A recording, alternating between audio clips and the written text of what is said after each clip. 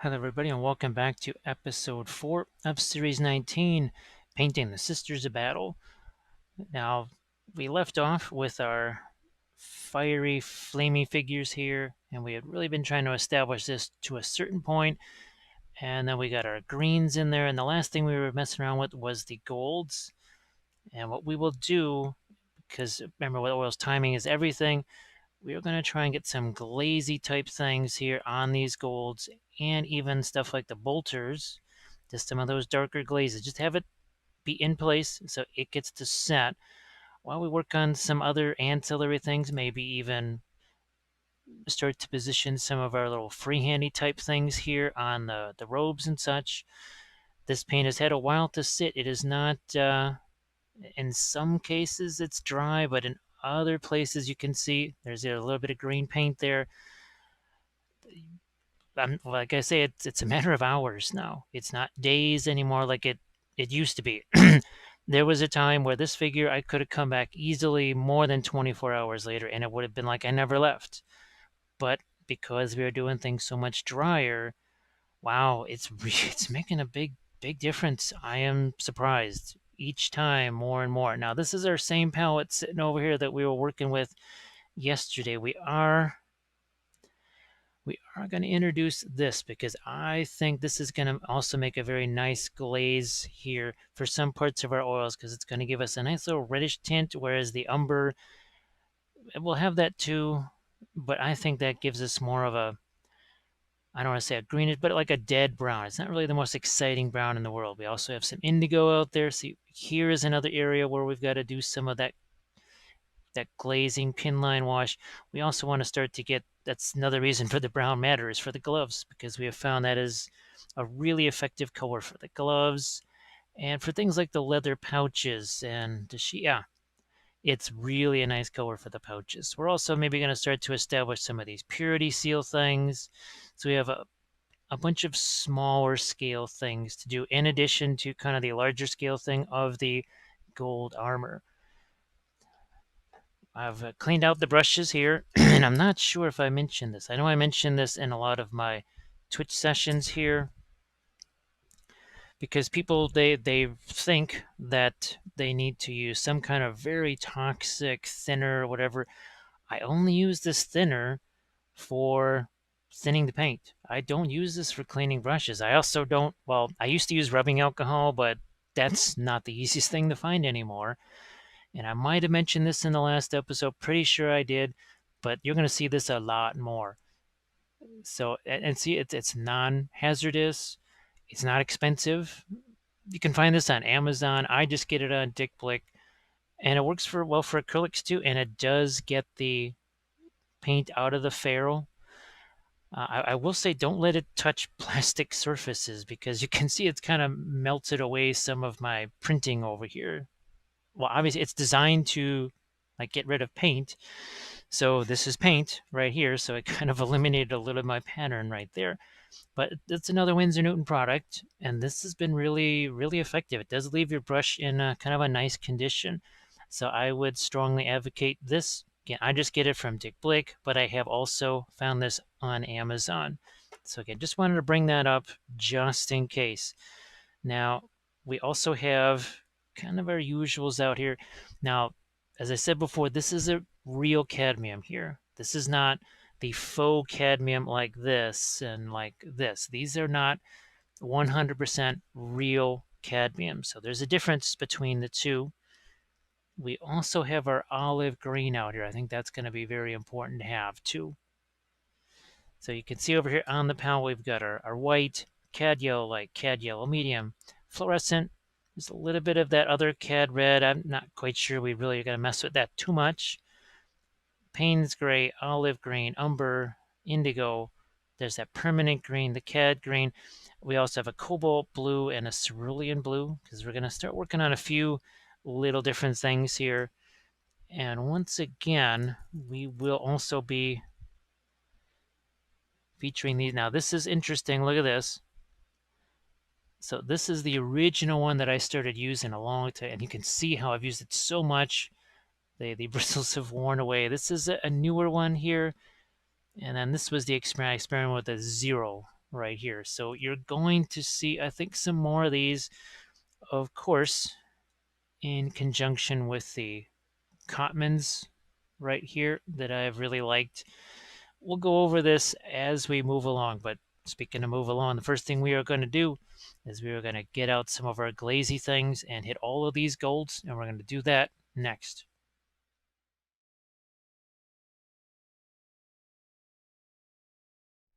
Let's get into our glazes here, and what we're going to do is we'll just take a little of our thin here. I'm going to get this out.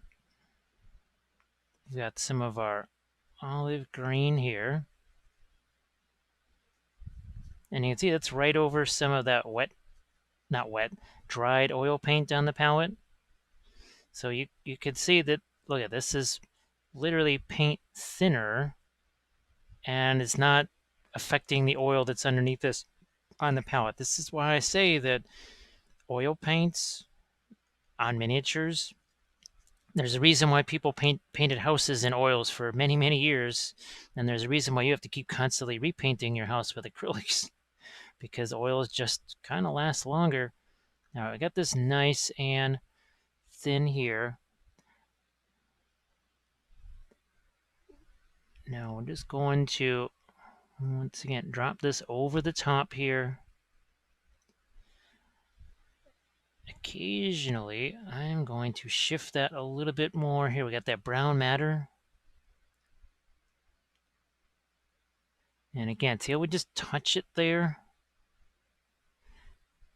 We're just touching it to the surface. So look what that's done. That's not going to be any kind of final color or whatever. Definitely not. All we're trying to do is just enhance some of the, like this. Look at that. Just a couple touches right there. I will also say that in some ways this is a bit more effective when the paint, well, when it's dry, it's actually sensationally effective. But even when the paint's just had a little chance to, I don't want to even say get tacky, but you'd be surprised. Sometimes your oil paint drying is not necessarily the worst thing in the world. I used to think it was. I used to think, oh, well, what was the point? There is no point. Look at that. See, it's doing some fun things there. I just keep discovering new things with the, oh, look at that. Look at how they just went right all the way to the other side. It literally defied gravity, went over the top and over there. You just don't get that sort of effectiveness necessarily with the acrylic style glaze. I suppose it makes sense, because then why would people love oil washes so much for weathering on vehicles and those aspects? You know what? I am just going to take some of the brown matter, and I'm just going to do a little glazy thing on the hair. Yeah, I'm going to do that. I'm just going to do that because that will set up and dry. I'm also going to do some glazy thing on the gloves here. This may take a few segments here, this glazing stuff. In fact, this is going to be very much a glazing oriented episode. So this could be really, this might be one of the most different episodes that I've done with the oils. I'm thinking this is going to be really unique for you. I kind of was hoping to set something up like this potentially, where you would just see an entirely different, look at that, see all that stuff that comes out. Look at that. Something now that we can work with very effectively, I think. I think we can do good work with that.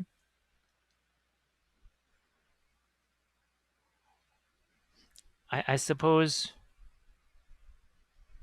as I always try to say, not lots of rules, lots of options. And I'm hoping that this does, in your mind, establish a few more possible options moving forward. Just different ways of thinking about the oils, even. Now, I'm not going to do the bolter just yet. We're going to go around, do the other ones, but look at the, here we go. Look at the difference. Look at that. Huge difference already between these two. And each one of these will present a different set of challenges due to the armor being a little bit different in some cases. Again, we will not do the bolter, storm bolter, I guess, in this case. I'm assuming that those are still called storm bolters. I could be wrong, but that's what I'm going to say it is.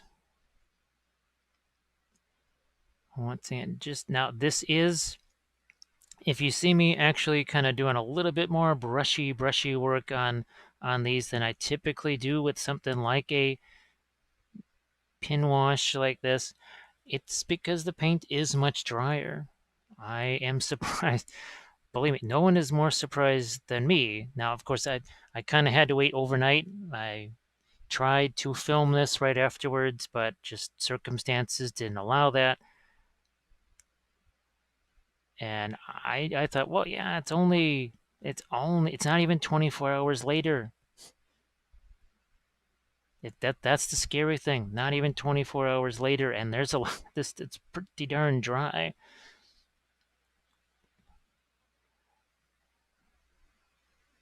Oh, that's what's different. I was wondering what was a little bit different here with. Now here we're just gonna, since this is a little bit drier, I'm gonna take advantage of that.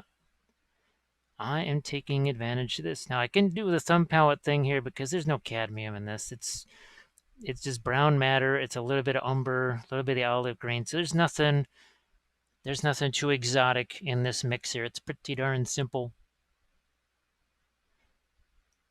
But let's let me go. We're on screen here. We'll just do the same crate. Look at this.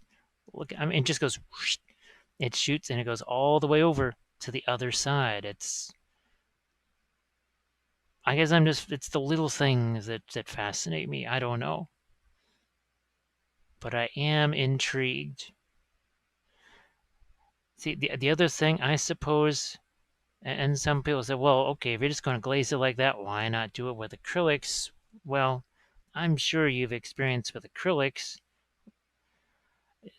Once it goes on there, it's tough to manipulate, and well, you end up with watermarks, which you are not going to end up with the oils because, well, there's no water involved. So, and they also, obviously, they stay workable longer, so you can maybe go back in and manipulate these more once it's been placed, as opposed to the acrylics, where once it's kind of on there, you get a few seconds to manipulate it, then, well, you're done. That's it.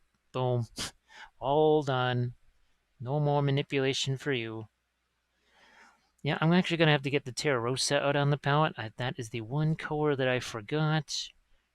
Yeah, well, we'll need it for some of our skin tones too, but especially for stuff like the hair. Yeah, we're absolutely loving this. Absolutely loving this. Just to put these over to the side here. Now, I did just grab one thing and discovered that the green is still wet. So yeah, I felt the unmistakable, what would you say, sensation of, that's wet paint that I just stuck my finger in. Which kind of goes back into that review of every paint is going to be different. They're not just different consistencies or different transparencies, but they will have some different drying times. Some, and I couldn't really tell you necessarily. I'm thinking that some of your ultramarine, some of the brighter colors will take longer to dry. I think your cadmiums will take longer to dry. Maybe especially for lack of a better term, the genuine cadmiums. So look at this. See, I can make a nice little soft edge out of that. So I have been quite impressed at what can happen here with the glazes over paint that is, I don't know, it's completely dry, but more dry than not dry. That's some. Look at this nice little brown matter glaze here. That's doing some nice things. Look at this other glove here. Ah, here's another one of our bolt pistol pouches. So this is definitely going to take a couple of segments here. And I know it's not the most exciting thing to watch, but I think there are some useful things here, especially when we get to some of the other ones that have more the object source lighting on those. And I would like to see in some ways actually what glazing might do on those guys too.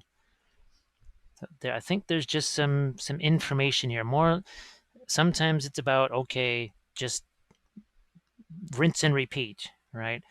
And this is a little bit like when we mix the oil paint videos. Well, each one of those colors is the exact same process. I'll still show you 5 or 6 jars, even though it's the same process. It's the discussion part of it and some of the discovery part of it that's important. And I think there's some discovery things here because, well, I'm seeing things that are new. So if this is new information for me, someone who has been using oils for at least 4 years and done probably about 1,200 miniatures in oils, if I'm seeing new things here, well, it's most likely going to be a tad bit new for you as well. So this is also a little different approach right here. What I was gonna do was just take the straight up, just oil paint, not glazing like this. This is a little something different. Not quite sure what's gonna happen with that. I want to find out, and I also want you to see it at the same time because, as we talked in the last episode, what's the point of me just doing, okay, we will do the exact same thing that we've always done, but now with sisters. And then in the next set of videos, we'll do the exact same thing that you saw on the sisters, but now it's on Song of Ice and Fire miniatures. There is info that can be gleaned from that, but I think this is a little more effective time use here because we all only have so much time for watching things and such. And if I can bring up something new for you, look at the difference here. I am just super impressed by that. What that does straight away. And I like the way, look at, I think this is the first one we did. You can see you don't really have a lot of the moisture on that anymore.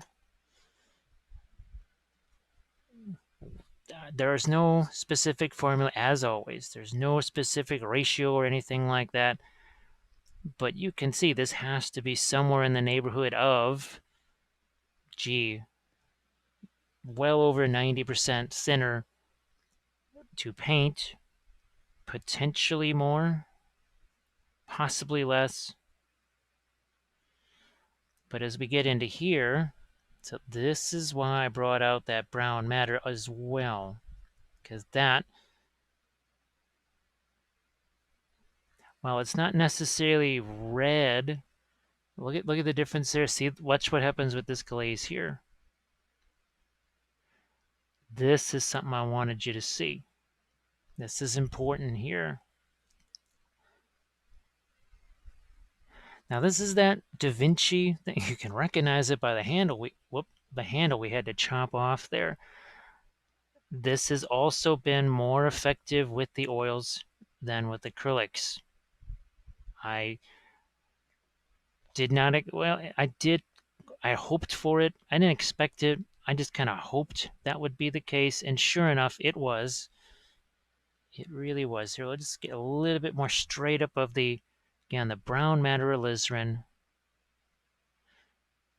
what it does is it gives me something that kind of looks a bit reddish, but now you see the lighting effects start to, I think, have a more dramatic impact because of all the, look at that. Look at the darks we've added in here. Now that's not supposed to be green. That is also supposed to be more of a brown. So we can see we're changing the color here too. We're not just making something darker, lighter, whatever. We are changing some colors, shifting those around. We're going to do the same over here with the bolter. That is the brown matter. It's not a super expensive color. And you say, well, I don't have to buy that color. If you're just going to use, gosh, what we got? The starter set of 10. Okay. You could potentially do this with the, I want to say, the ivory black and that faux cadmium red deep. So that would be, this will get you probably the closest to brown matter. Is it going to be exact? No, it's not going to be. Potentially even maybe a little touch of the burnt sienna in there to get it just a bit on the orange side. So, but I really do like, look at that. Look at how that has enhanced our glow here without making it too reddish. I mean, it's a reddish brown. I mean, there is no denying that. However, it's not quite as much as, okay, we're just going to take some red and do this. So again here, the intent was definitely do this much more wet into wet, but how can we put it? We were the victim of our own success. I'm checking. Yeah, how I've talked about getting the paint thinner and thinner and thinner and all that. Well, we've gotten that paint pretty darn thin. It's drying. It's drying way the heck faster than I thought it would. Yeah, I know. I was just having this conversation with a few folks today, and I just stressed for them that this idea that every time you use this stuff, you are going to learn some new thing, something new every time you use this stuff. Well, at least you really should. You should be able to pick up some new thing. Even as well, actually, even more so once you do have a handle on it. When you start to feel comfortable with it, that's when you should actually learn more. Because I actually, once you do feel comfortable with it, so to speak, then you're more willing maybe to just try and be a little more adventurous. And then you go, oh, okay, yeah, I think I can use this. Or, well, okay, that didn't quite do what I thought it would. Maybe I just got to do this instead. So I think we're already making a lot of progress here. Yeah, this is. I like the ability here to be able to, yeah, look at some of this glaze. We're getting some nice, deep, rich glazes in here. Look at that. Yeah. Where's one that we can compare the, this is a good comparison here, I think. Yeah, that is a nice little comparison. So do we hit everything? Oh, no, no. No, we got, no, we'll wait for those. We'll glaze that with the other, when we hit the indigo glazes and stuff. So at least half of this video, it seems like, is going to involve a lot of glazing. You thought when you weren't doing acrylics, you weren't going to get much glazing, did you? I don't know. You could almost say that this oil painting video has had more glazing than some of the last several acrylic series. Go figure that. Yeah, this is wow. I'm liking this. Now, of course, these glazes they serve a different purpose. I will say this: with an acrylic glaze, that is kind of your final result or whatever. With the oils, the glazing is more to set up something else. So you're very less likely with the oils to go, oh, there's a glaze, all done. Whereas, okay, to set up this next thing, I'm going to do a glaze here so that I can do this other thing afterwards. So glazing with the oils, think of it more as you're setting up one other little extra step or something or other. Whereas with the acrylic glaze, that is kind of a, all right, done, that's it. Is that an exact way to put it? Probably not. It's about the most effective thing I can think of right now.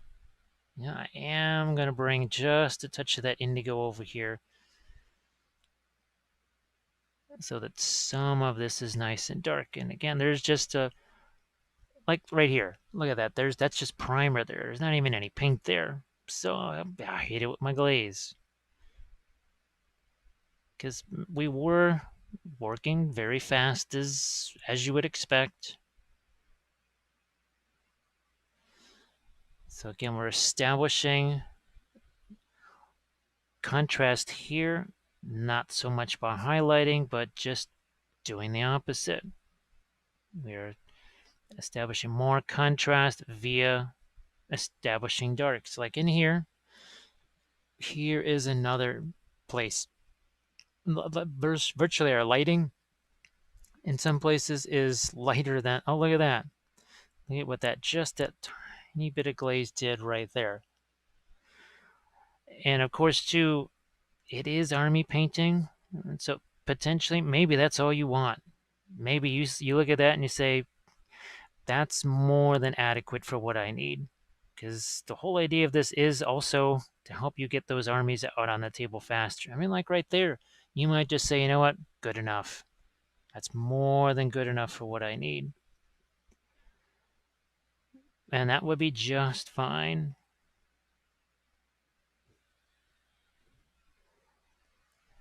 Now, in some way, this is funny because what I'm doing here, if if you guys have seen the old original painting pyramid videos, the more things change, the more things stay the same. This is actually more reminiscent of what I used to do back in 2013 with the acrylic paints of all things. This right, yeah, I used to have, I don't want to say beat up liner brushes, but liner brushes that were, I want to say a little bit past their prime, so to speak. Not destroyed, but a little past their prime. Like this one is really not terribly effective for doing any kind of precision stuff, but it is actually good for some of these precision glazes.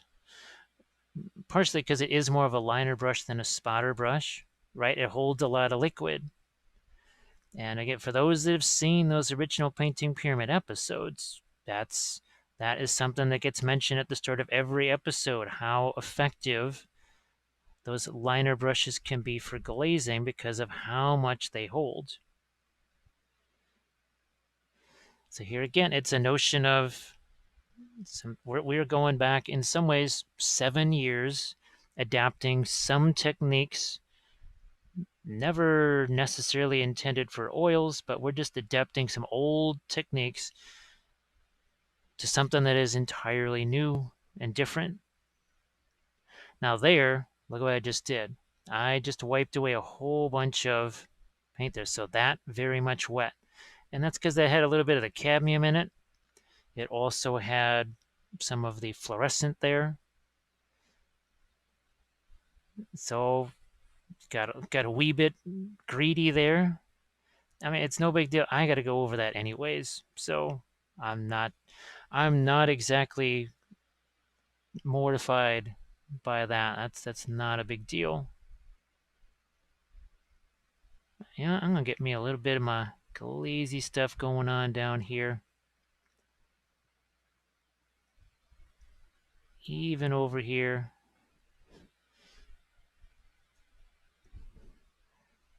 here as well. Just last, I want to get those buttons there. So I think we're doing a really nice job here establishing our darks. So what we were going to do, I just got those set aside. We've got 4 more to do here, including the seraphim and these. So what we'll do is we'll conclude our gold glazing, if you want to call it that, gold and fire glazing, and we'll do that next.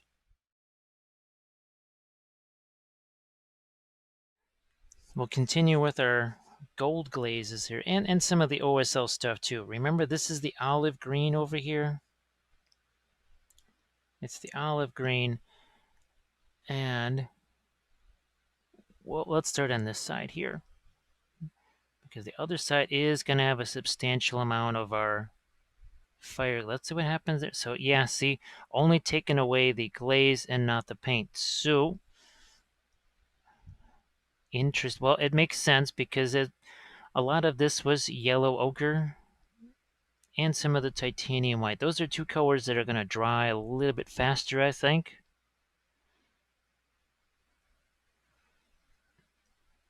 So we're just going to get some of our darks in here again. We'll let the capillary action do its thing there. We don't need too much there. We'll do that, and we're just going to take some away. Let's see what happens in here. We know that's got to be darker. I'm even going to let a little bit of this. We'll take a little indigo here, some of our olive green. Well, let's do a little bit of glazing in here. More or less switch up, change the color there in some places, as opposed to just make it darker. It's more about kind of altering the tone color there than it is about just making it darker.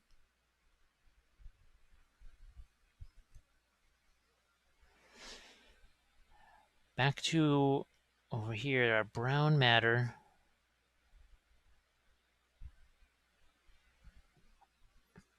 And what we want to do right there, important to get some darks. If you want to have light, you must have dark, and vice versa.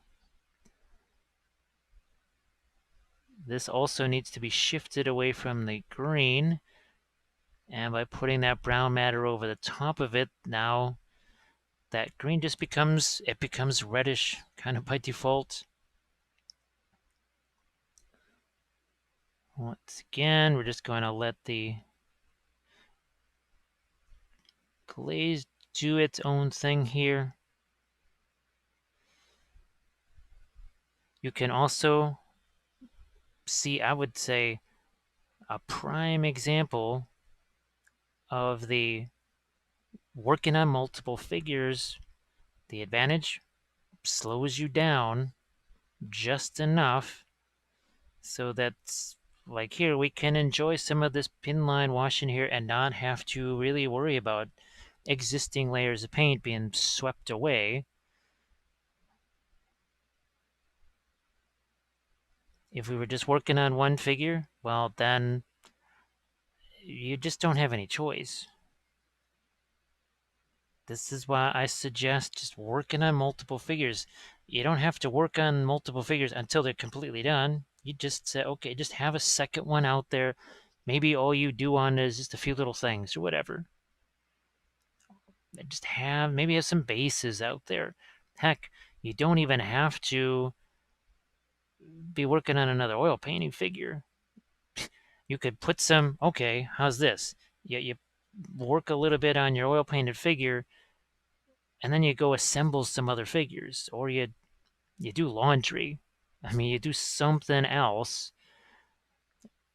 over the, who knows, maybe even a couple hours. You do something else to take you away from that, just so that you're not tempted to go back in there and right away start messing around with an area. Do something to take you away from it. but still be productive, right? You say, well, man, I only have 2 hours of painting time a couple days a week. All right, so you do some of your painting there, and maybe then you just okay, that's it. Then you're done, and you'll come back a couple days later.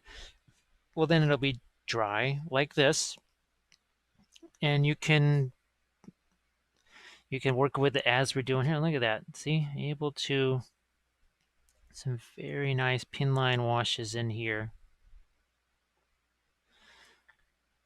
We've seen, yes, we can do this when it's wet, but when it's dry, I don't want to say it makes it better or worse. It does open up more options.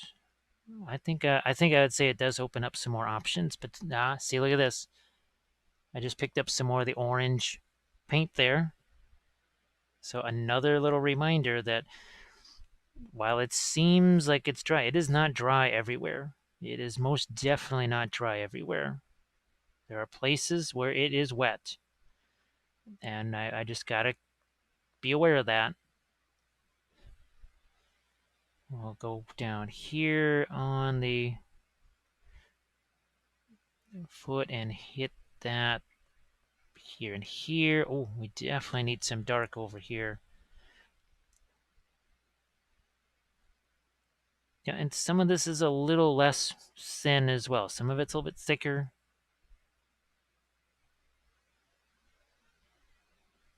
All right, let's move on to our next. Yeah, let's move on to the other seraphim here. Still got to figure out what's going to happen with that sword, and then we got the plasma thing to do here too. So we got a couple of interesting things that we've got to figure out. And I'm thinking of taking maybe the cadmium green and something like the cobalt together to make that kind of plasma-ish. It's the same typical plasma glow that I've used. This is, I get more of the olive green than anything else. There's there's a little rose right there. I didn't notice that.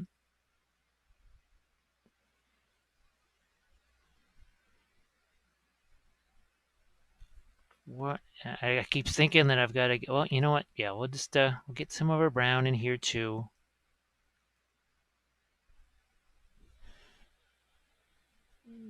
I will let some of the red work its way in here. That's that brown matter once again.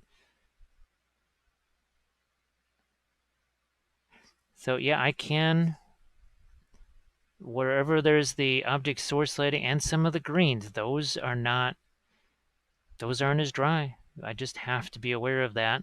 Here's another area where we almost really didn't get any paint. It's not that that wasn't intentional. It's no big deal.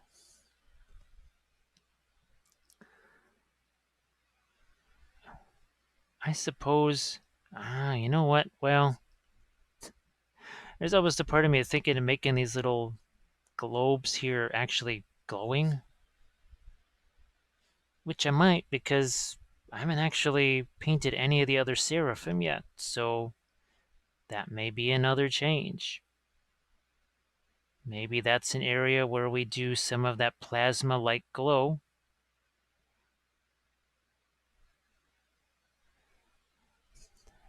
Because I just realized, yeah, I have not actually painted any of the seraphim yet, so that's still a bit of an open door right there, potentially.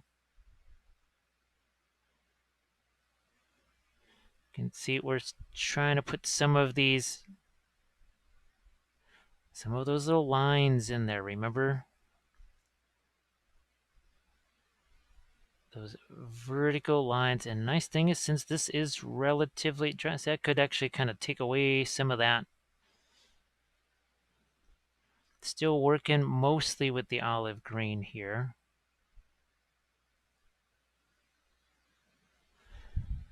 And then after this, we got our two Rapentia.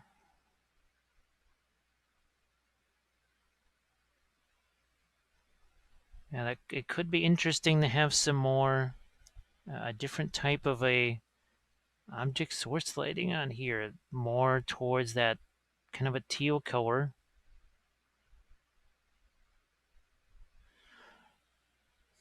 I think that'll be interesting because we're going to have to rely on the basically. Oh, you know what? I do have some phthalo, not phthalo. I do have phthalo green, but I do have some fluorescent green. Maybe we'll mix that with cerulean blue and see what happens. That might actually be a more interesting experiment, anyways. So that is hopefully I remember, and I might even put some of that on the sword as well. I think that wouldn't be a horrible color for the sword either.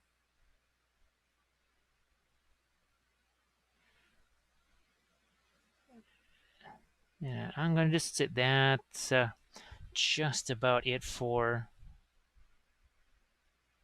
the glazing on this one.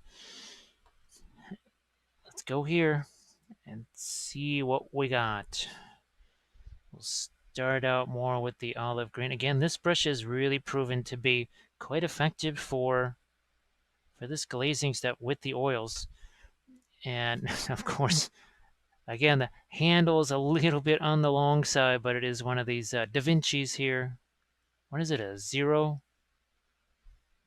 What the heck is the it's a 000 of all things, but it is a red sable. Maybe I'll get some more of those. So if you do see a little shift in the brushes, I mean, obviously we'll still use the Cotmans because I have a whole bunch of new Cotmans coming this way. But you might see some more of these other ones here. And as I've tried to emphasize again and again, the oil paints, they are not going to hurt sable brushes. If anything, it's the acrylics that hurt the sable brushes because they get down into those ferrules and it stays in there and it's just kind of nasty.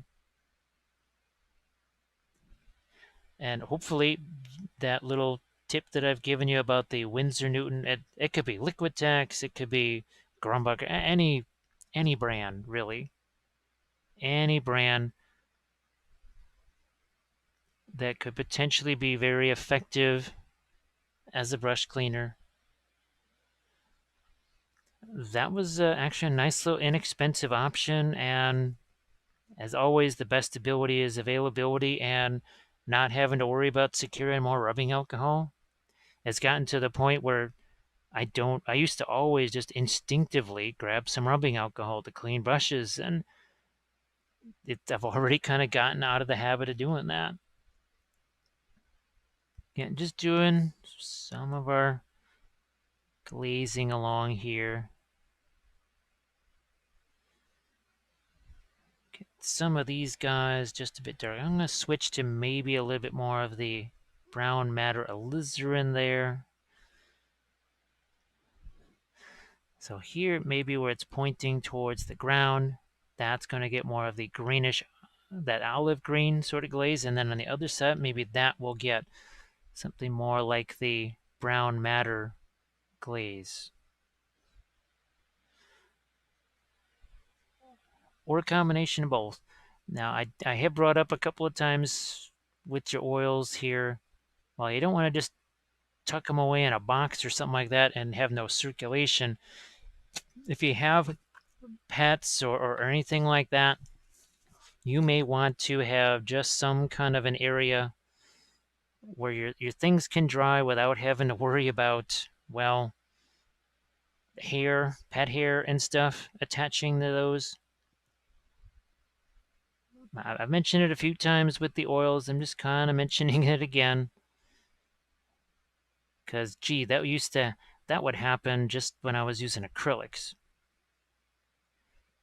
Or if we were doing the worst part was when we were trying to do that final dull coating / varnish thing, then you were really worried about pet hair just attaching to that.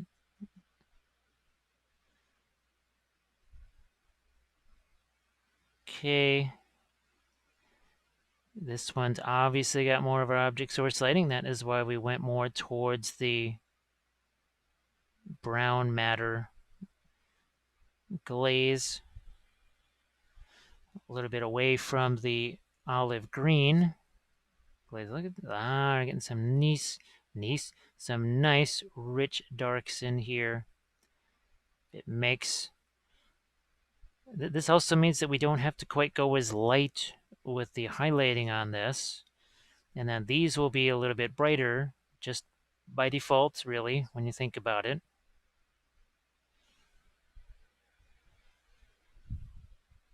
It's another way, like here too, we get some more contrast with our fiery glow by actually basically making that a shadow. It's like it goes up here and then it casts a shadow here, and then the ambient light begins to take over just a bit.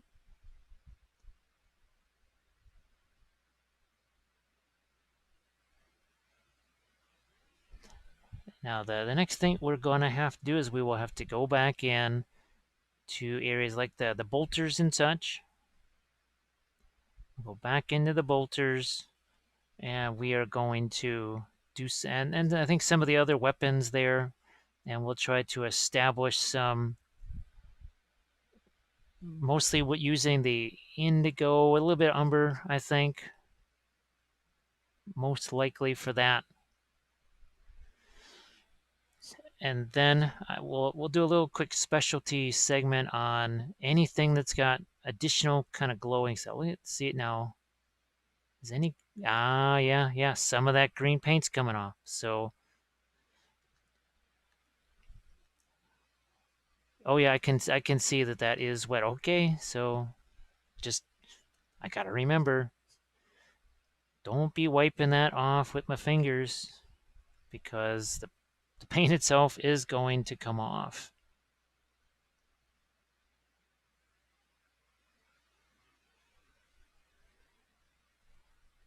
I will take some of my brown matter here. Might toss in a couple little bit of a shadowy type things. Again, it is really a deep, rich reddish brown. And once again, by default, it just makes. See how we've got sort of a, see how it's light there, and then it almost goes into a shadow, and then we'll get our ambient light here on this part of the leg. We're taking some more of that darker red here.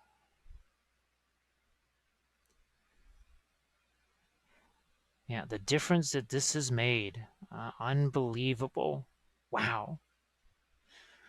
Are there any other things that I see here? Well, just a quick little preview then of what's going to happen. We're just going to find a spot here for our, mostly with a touch of our umber here. That is mostly the indigo. You could do this with Payne's Gray. You could do it with Payne's Gray too. That wouldn't, it's not like it would be ineffective. We've used it for a long time. I just have been enjoying the impact of the indigo blue. And there we go. So see the difference that starts to make there, reestablishing some of those darks.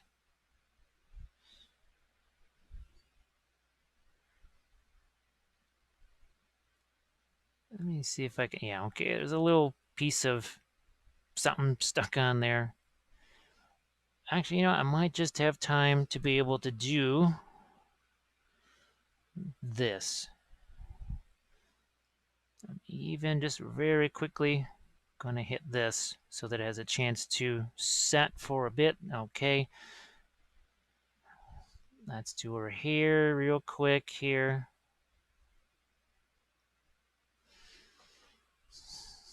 Just got to, yeah, there's not that many of these. I think we can do it all in this segment. So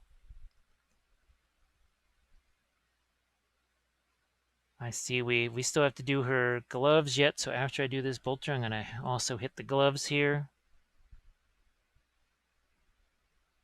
So we got the other side done. I'm going to go back into my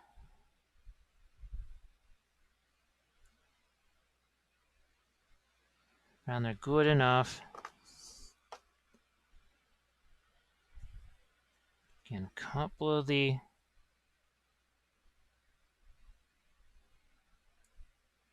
storm bolter here. Now we've got the cartridges back there.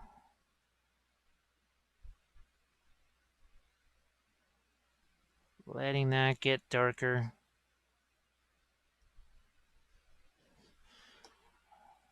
Another, did we do this? Nope, we did not do this one yet.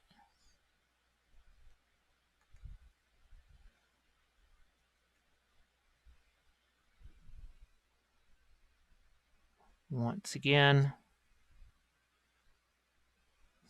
we're not like we're covering the entire thing with it. But that obviously, as I do this, I can say, yeah, that paint is relatively dry. I wouldn't say that it's dry enough to put some kind of sealer or varnish over, but dry enough to the touch that putting this glaze over the top is not going to have too much of an effect. So here's our last one to do here.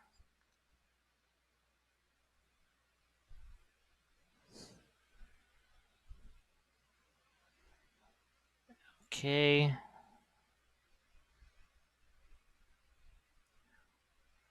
We have reestablished a bunch of dark areas on these things. So what I'm going to do here, we are going to focus in, I think, on these here. So we'll focus in on these three first. This one because we got plasma-y things. And then on these two because there's some more skin tones on these. So skin tones and plasma, and we're going to do that next. So to continue with our experiments here, throughout this fluorescent green, this is also from Marion Street, same company. We'll just find a spot over here on the palette. Now, as I mentioned before, I wasn't super thrilled with how the fluorescent green worked. It's just not as potent as the orange. Is that unusual? Not really, actually, when it comes to any of the fluorescents. I've just sort of noticed that and where is our one that's got the plasma? Here we go. So let's see what happens. Let's just start playing around here. We have some cerulean blue here. We also have our fluorescent green. I'm just going to throw a little touch of my titanium white in here and we'll see what we get. I was really almost more tempted to take phthalo green and that cadmium green. However, I don't know that. We'll see what happens here. We never know till we try. Yeah, well, that's not all that different from the usual plasma color that I try to do when I was doing acrylics. It's not like it's going to cast a ton of glow either. We'll throw a bit of this on this power sword too. Interesting. Huh. I was just looking to see. It looks like I was almost looking like some of the pre-glaze was coming off with this, but I don't think so. This is very translucent. We talked about translucent stuff. Well, you don't get much more translucent than the fluorescent paints. You really don't. And this is also much darker too. You got to figure this is pretty dark. There's very little of the white mixed into this for sure. Side of her head's going to catch an awful lot of this. Now you know I didn't go in there with two. Oh, this is going to get some too. So this is really fascinating. Oh, and then there's these. So tempted to do something with those.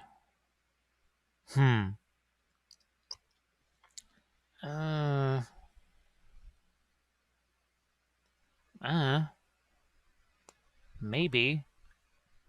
That's a little bit of a change. That's a bit of a change there. Is it a change that I'm going to stick with? I do not know. Well, if I'm going to do that, now that changes everything. We got some more glow to do. My goodness, there's just glow happening everywhere. Everything's glowing all over the place. Wow, this just got more interesting. Oh my goodness, it's gonna cat that. Well, I guess I don't have much hair to paint here. What were we talking about before with the fiery stuff? Like, well, you just have everything glow. You just keep painting glow stuff. You don't have much else to paint. Well, we're certainly following along that line of yeah, we're definitely continuing that. Oh my goodness, this is kind of hilarious here. So, well, all right. I guess I might have to break out the other. Yeah, this won't be. I don't think this will be super bright either. Maybe we'll let that. I don't know. Again, if I don't like it, I can just wipe it away with the makeup sponge and kind of start over. There, where's my other? Oh my, this just got things a little more complicated.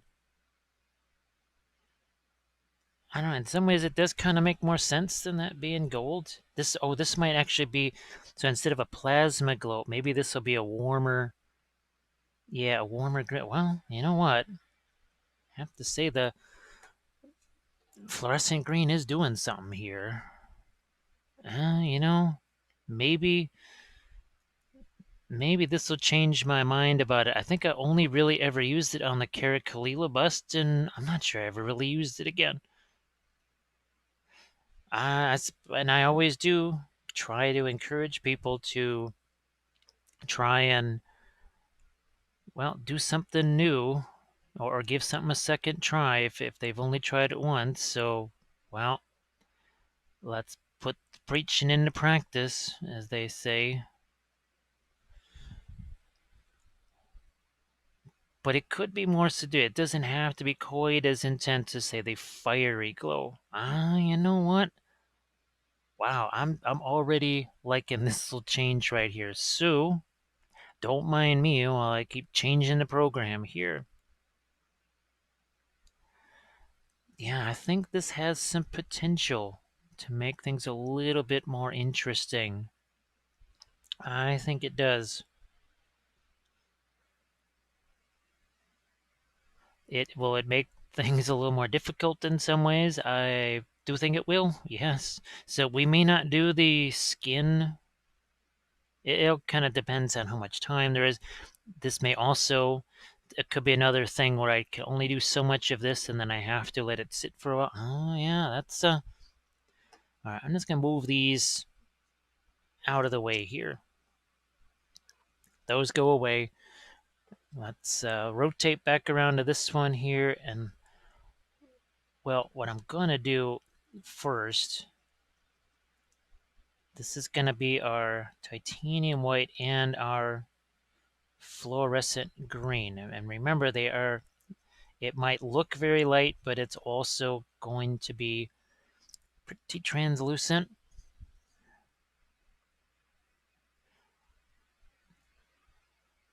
It is, I mean, it's covering somewhat, but now, yeah, see, this is going to be an area where we're going to have to more just place and push that color.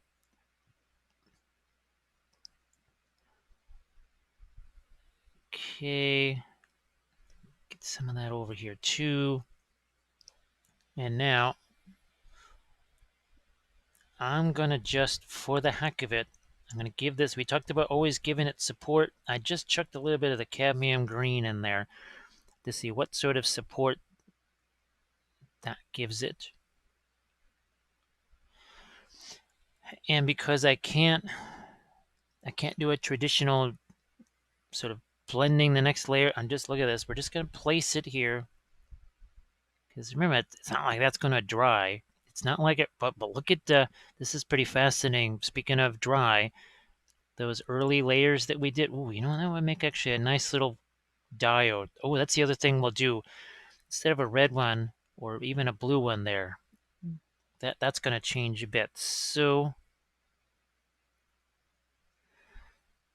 let me, can you see it? Yeah, you can see that. Just going to try to work a little bit of this back into here. I think this could be a change for the better. A change for the more interesting, at least. Better, at least more. It'll definitely be more interesting, no matter what. Certainly will be more interesting.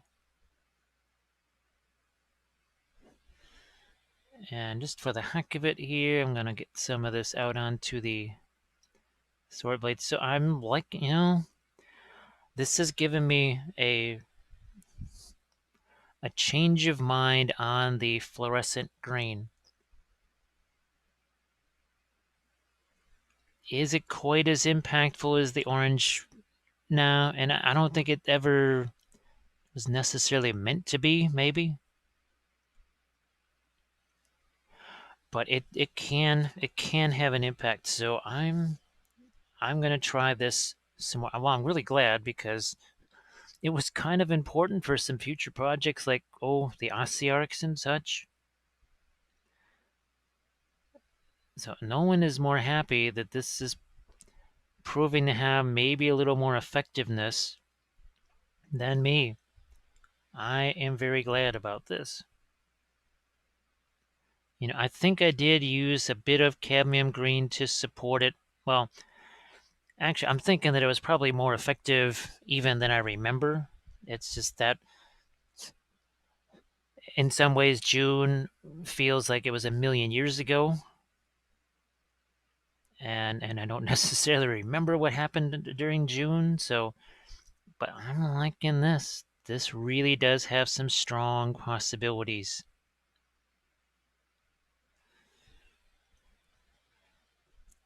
Maybe it's actually a good thing that I tried it, didn't really work. I kind of went in other directions, tried other things.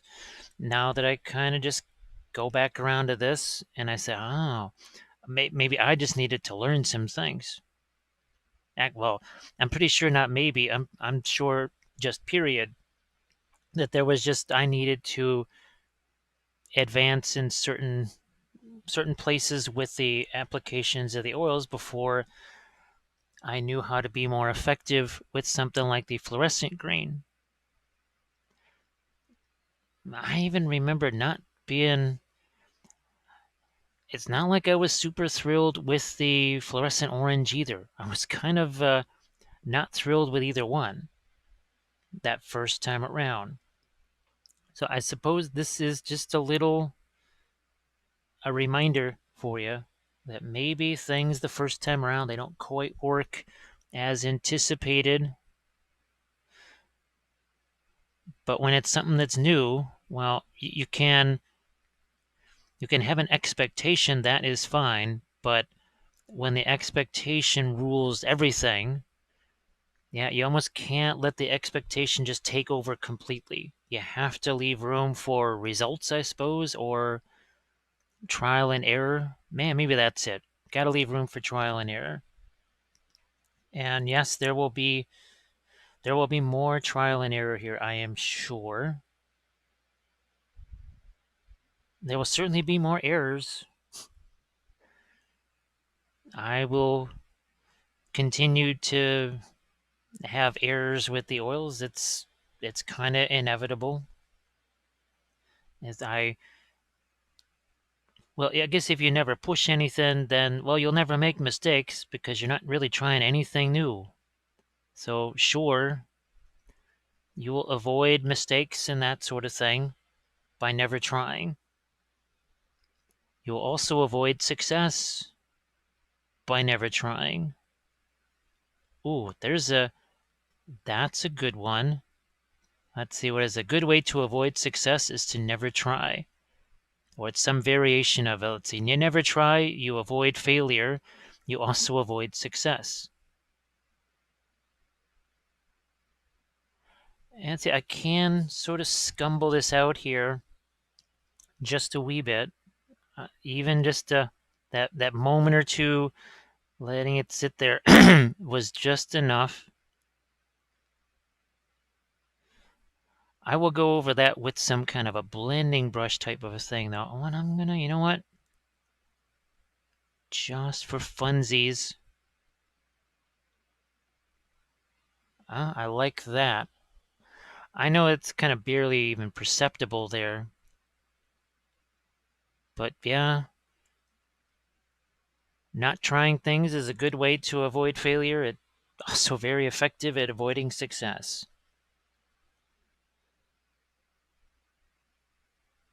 Where, you know what? Let's carry a tiny bit of this glue out onto the metal surface here. We probably should get a touch of that on the glove. Of course, what's the thing I haven't done? I haven't even touched the plasma pistol yet. The whole thing was about plasma glow, and well, that got derailed in a hurry. Okay, well, we what do I say about learning something new all the time? Well, I just have learned something new here. Kind of excited about that, I have to say. Now, think here what I am going to do. Scrape a little bit more of the, that's the titanium white here, and I'm really going to hit this. And this, I'm betting you that I will have to let some of this dry. Well, not dry, but that's going to have to sit there, I think, before I can effectively mess around with it. I'm also going to switch from, no, I think I can't. I think I have to stay with the cerulean blue here and not, as much as I like the idea of the cobalt blue, I think it kind of darkens that down too much. I'm just looking for,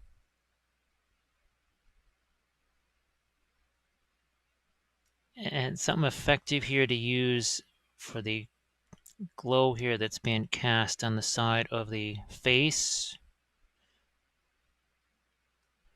Perhaps not a whole bunch on armor. Then we'll go over here to our, basically more of a yellowish glow. Boy, there's just glow all over the, wow. That's that's nice and intense there. And boy, we could really go much lighter with that too. We have not really begun to actually lighten this as much as we could. Even, well, heck, even the fire stuff. There's still, in many places, we haven't even gotten to say a value 3 yet, much less a value 2 or 1.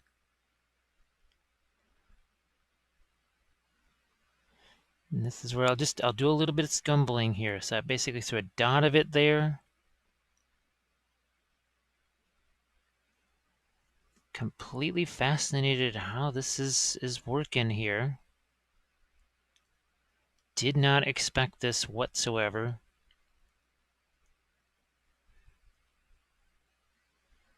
I think it's, I'm kind of liking the effect that it's having on her sword. We're also going to go darker with that too. We'll go darker with that. We're also going to go lighter with that. So yeah, I'm not quite so sure we get to the skin tone on. Yeah, I don't think we're getting to the skin tone on these. We'll just save that for, because we got skin tones to do on the other ones as well. So I think, yeah, that's going to happen in the next segment. We really changed things around and generated a bunch more object source lighting. Because, we didn't have enough light sources already. Why don't we just add 1, 2, 3, 4, 5, 6, 7, 8, 10 more? Yeah, let's just do that. Because reasons. Speaking of add more, we have to. Oh my goodness, are we? So yeah, even the one that had no glow on it whatsoever, we just, well, added 6 more light sources to it.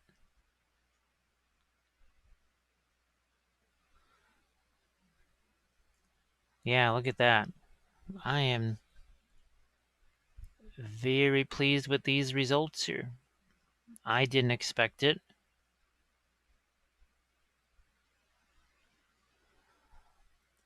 Now, okay, back there, no. And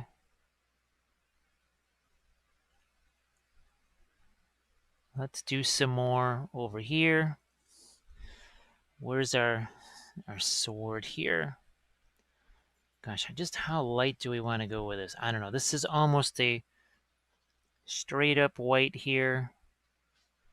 Oh boy, that's lighter.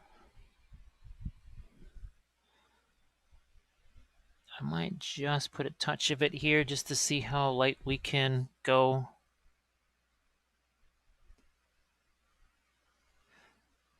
And a couple of here.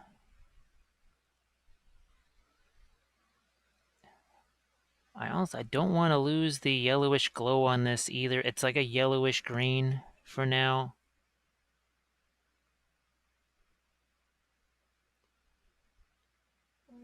Yeah, let's get the edge of this here. Perhaps down here.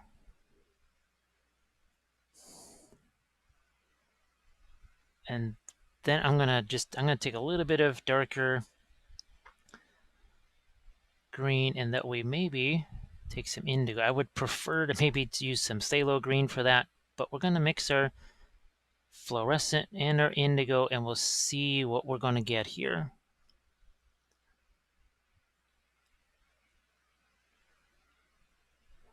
Not as dark as I was expecting. Interesting.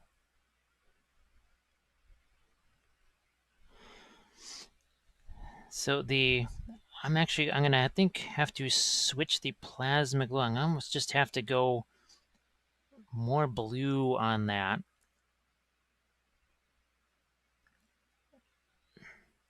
I mean, maybe it's because of the greens that we've got going on here. I don't know. But I see, oh, this needs to have a little bit of glow to it as well. Yeah, let's do that. So we'll get some more of our fluorescent here.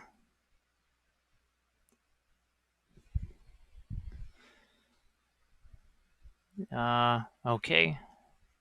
Let's do a little bit of a blending on this. So we don't want to get too bogged down just with this. But we've done a change here now. You know what? Oh, we'll get a couple of here. Few more lighter areas, but you can see, so there's a texture there. That is something that later on we will go in and we'll just take a brush to that and smooth that out. We can scumble a little bit of it away here. We can take some of the paint out of the brush and scumble some of that away. We might even do some glazes over the top of this, maybe to make it a little less noticeable in some areas. But I don't change the changes there. Okay. So next up, we are going to do some skin tones, and we'll get to that in just a second.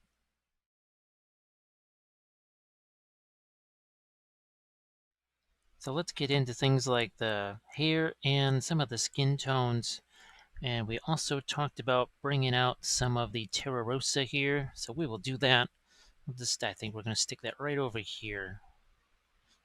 Guess I'm going to have to refill that soon. There we go. It doesn't take much, just a little bit. And the Terra Rosa, conveniently enough, should work for both of these. Start off again. Terra Rosa, dry as possible, even in the small brush. It's not just about the initial application with the big brush. I'm looking to get less paint in the brush even now. Fortunately, the Terra Rosa, just by the nature of its consistency, it's pretty thin. It's also pretty opaque, and it's also it has some intensity to it, so we can work pretty well. And look at, see, we're gonna go obviously brighter than this, but that already makes an impact. Let's just go around here for some of these other ones. We got our two Repentia here. Obviously, these will have the most skin tones involved. And if there's time, it would be kind of interesting to do some of the blue woad stuff on them, since, well, more of it would show, obviously. Now here we've got to, there's not much in the way of the hair that's not being affected by all of these light sources. So we'll just throw a little bit here, an indication of it. Here, well, it's pretty well lit and colorized by external forces in the form of some flames, so we won't mess with that one too much. And there's just enough of that in that. Remember the little glaze thing? We look at this. Even now, see, it'll mix just a little bit. So sometimes not a bad idea to sort of get a little bit of a fresh start in a new area with another glaze like that. We're even going to take some of this. I just wanted to reflect a little bit of that onto the armor there, or the backpack, whichever. Boy, it doesn't take much of this stuff. My goodness. I mean, there's barely anything on this brush, and I put it there and I went, whoa. I guess that's why I like, it's one of the things I remember about it. And it's one of those colors also I mentioned that are not shiny. Yeah, that is in the very much in the not shiny category for sure.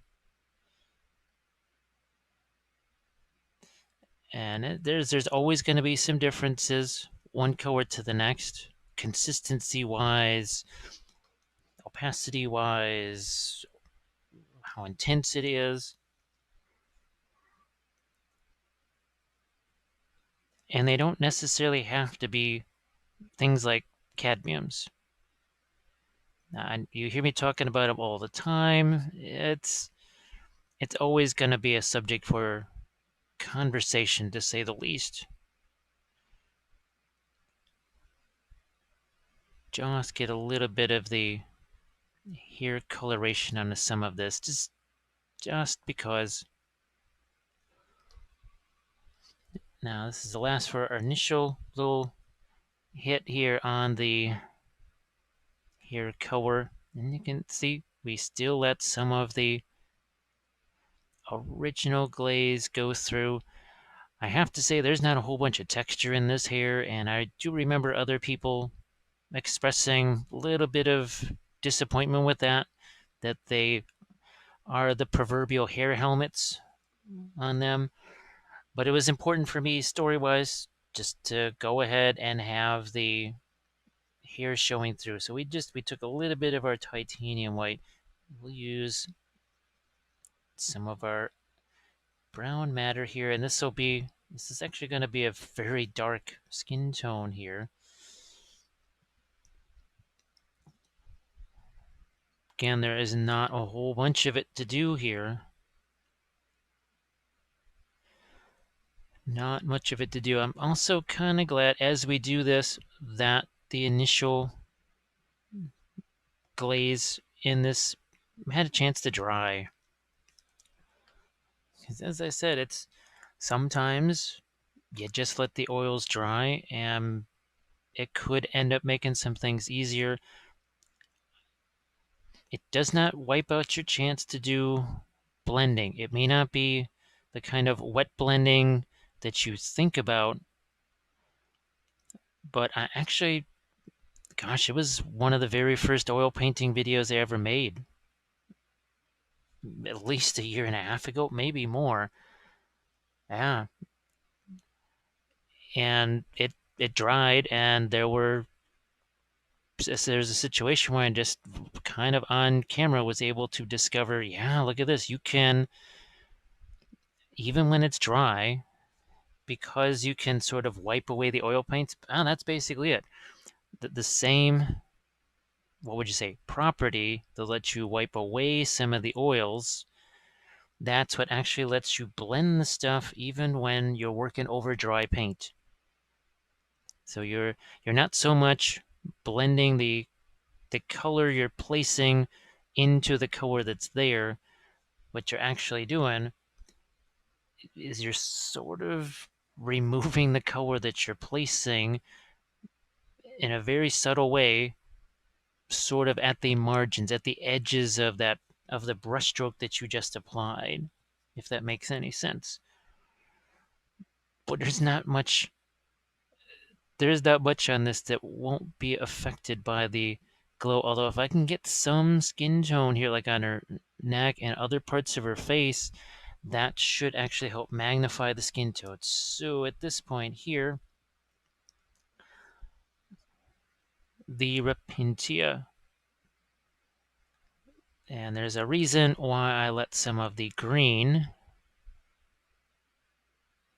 basically get down into the skin tones here, because it helps with that whole, was it the Frazetta look, right? Where you have those different colors in the skin tone.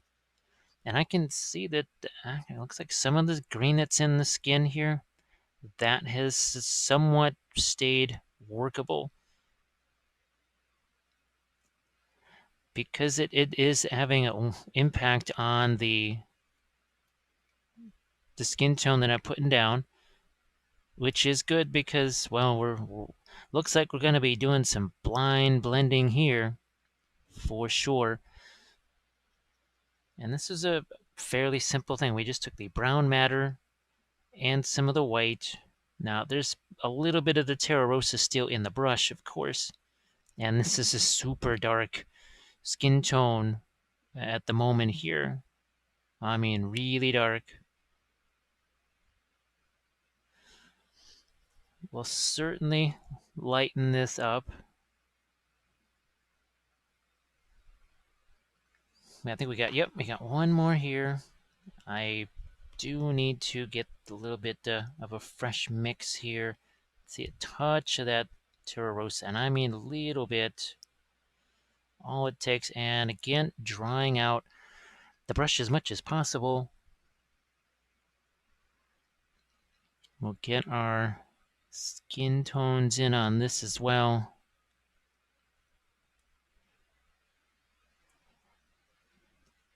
And we've got plenty of the object source lighting going on in some of these other areas, so we don't want to impact that too much. We also don't want to, like here, see how that needs to be dark. If this is not dark, if the skin tone goes right up to the edge of this, you will lose the lighting effect, which is why, see here, look at that nice little transition that we get here. And it is mixing with that, well, guess what it was? It was mostly brown matter. So we're going to get a pretty efficient, I think, mix there skin tone wise.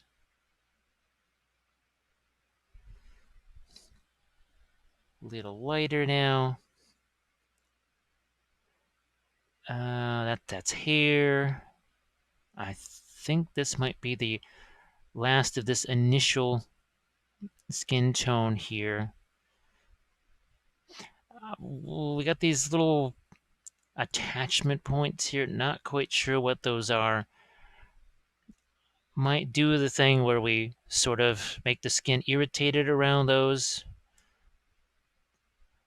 And that will probably break out something like the magenta for that. It's always always seems to work out well for that kind of irritated skin. Now we'll go a little lighter here. I think a little bit more of the Terra Rosa works its way in. I think we're going to continue here with a bit of the drier approach. And then we'll go with a little bit still continuing with the drier approach here. And now you can see the skin layer that's here. Now that's a bit more on the typical skin tone side. I think it's not quite so dark, but in some of these little recessed shadow areas, we're going to have nice little hint of green there. It's just kind of a normal thing for skin tone to have some parts be a little bit more towards the rosy side of things. Some parts, I don't want to say almost bluish, but when you can actually Google some color charts on these kind of things, and you'll see they'll have diagrams over the forehead. It tends to be more this color, and it's not 100% for every single person. Each person's different, lighting is different, but it does sort of go over, all right, this area, say over the upper lip, tends to be this, the cheek tends to be this, and a lot of these things will actually give you a bit of a breakdown on why, because of whatever musculature is there, or whatever capillaries are closer to the surface, further under the surface, major arteries, all that sort of stuff. I can't really offhand recite all of those things, but I do remember those, and I just remember the impact they made when I saw those and said, "Oh, okay." So, you know what? I'll just, yeah, I'll just let that get some of the skin tone on it. So that now gets those a little brighter. Now for these, we are gonna have to go a touch on the wetter side, also thinning it down because we don't quite have the same access to all these areas as we did on the Repentia,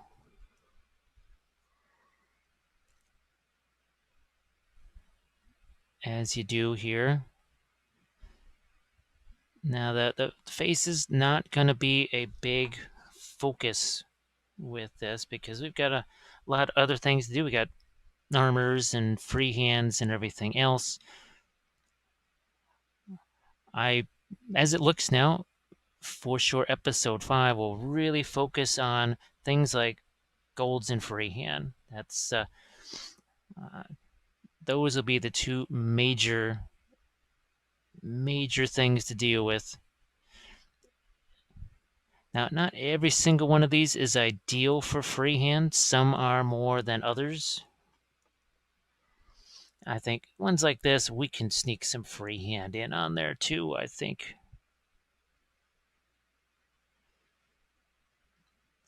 And what I'm going to do now after this shot of skin tone here, we'll go back to the hair because that's now had, as usual, just a couple of minutes to sort of set up there. That means going back in with some Terra Rosa. And you can see how much brighter we got there. So probably Terra Rosa with a bit of the cadmium yellow medium. At this point, not too much of it. We'll go with about that much here. And let's see the impact that this makes now. Can you see? Yes, you can.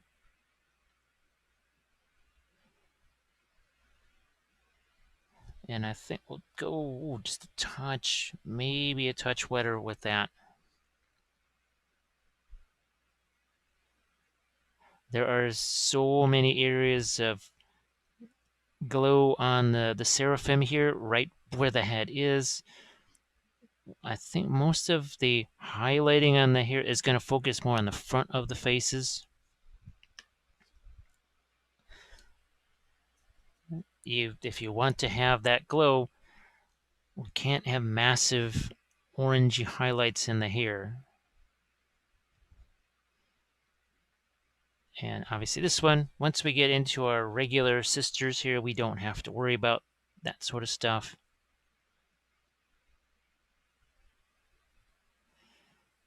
Okay.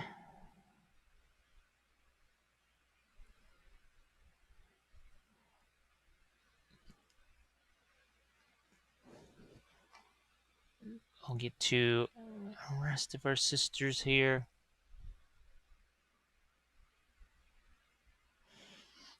And now with the skin colors, we'll have to go with an even tighter, but from this, we'll go with an even smaller one, probably the quadruple zero.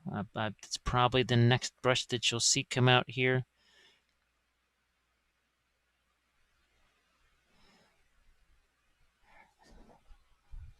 There's not a huge difference from one face to the next. A couple of them do have sort of the oculus or whatever the little artificial eye thing is. I think there's two of them. Well, one that has kind of an eye patch, and then a couple of others that have sort of the oculus thing going on.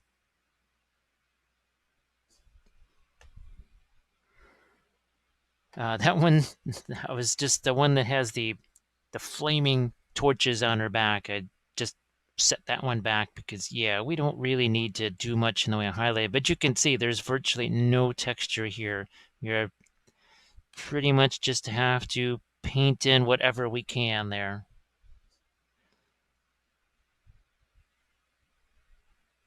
Paint in whatever is possible.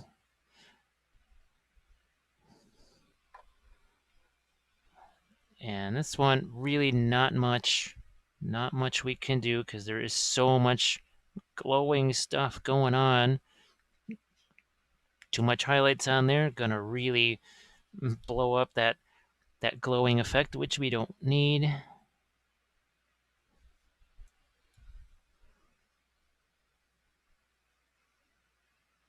Okay, I can't really get there's gonna be some of these things that I will just have to do off camera because there's no way to get the brush down in there. It's inevitable. Every single series is going to have stuff like that. I do want that to be a bit bright. I think I was kind of missing some of that. All right, let's break out our quadruple zero if we can here. Because I think this is where you're going to probably see the... We'll do the faces here with the quad zero. Let's get a touch lighter with this, and we're also going to get a little bit of our Terra Rosa in here, but we also want to get just a touch of our red in there as well. That's the cadmium red. So again, you see it's a touch more on the brighter side, rosier side, a little less on the grayish.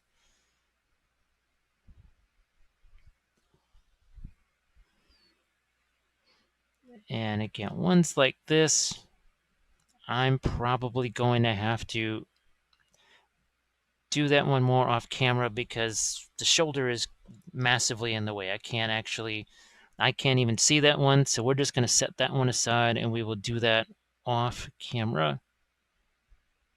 Because I tried, I can't even get the brush in there. And that would be a colossal waste of time, me just kind of struggling to squeeze a brush in somewhere.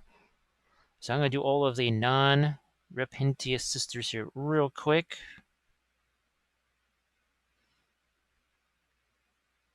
If I may.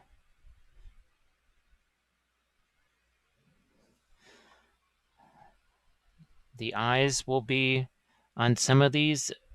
Actually, on all of them, the eyes are going to be a bit of a challenge because they are set back pretty far.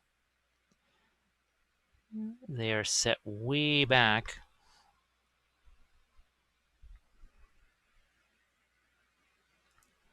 And maybe this one not too much, although you do have a bolter in the way.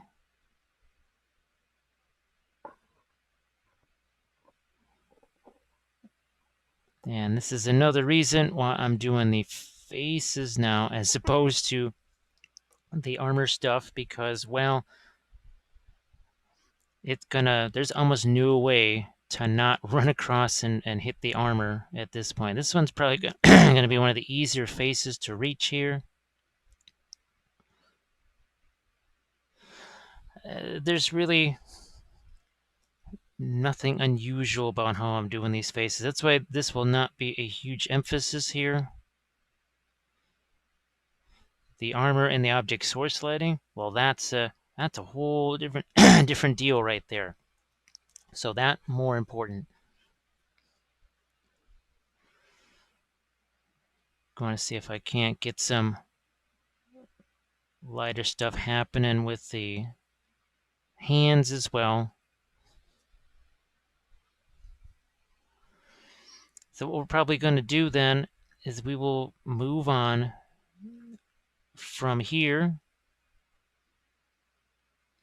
to some of the extra stuff, the bolters, see what we can start to do on things like purity seals.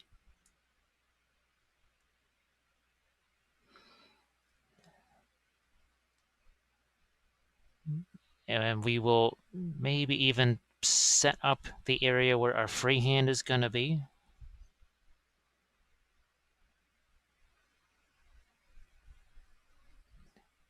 Because it wouldn't even be a horrible thing if we continued even some of the final skin tones into the next episode.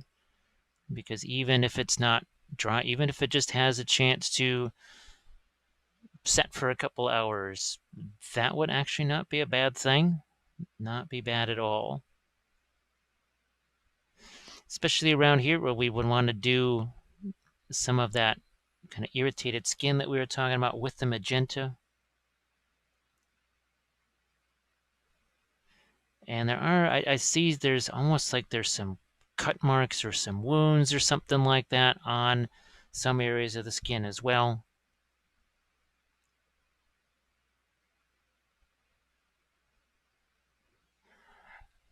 And there will be a few of these where, let's see if we can go a touch lighter now. And I also have to make sure there's a little bit of yellow in this, because if it gets too pink, then it's going to just kind of be, that will not quite be what we want. So we're going to go thinner here. And we will do this on a couple of the faces where you can really see what's going on. This one for sure, you can see what that's doing on that face. I think this is one. This is another one. Probably that, I don't know if that's a sister superior or whatever that is, the one that kind of, oh, shall we say, whips the the Repentia into place or into shape, whatever you want to say.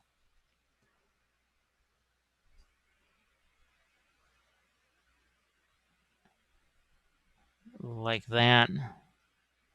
We certainly don't need to be worrying about any kind of 5 o'clock shadows here, so we'll do a minimal on the gray skin tones for sure.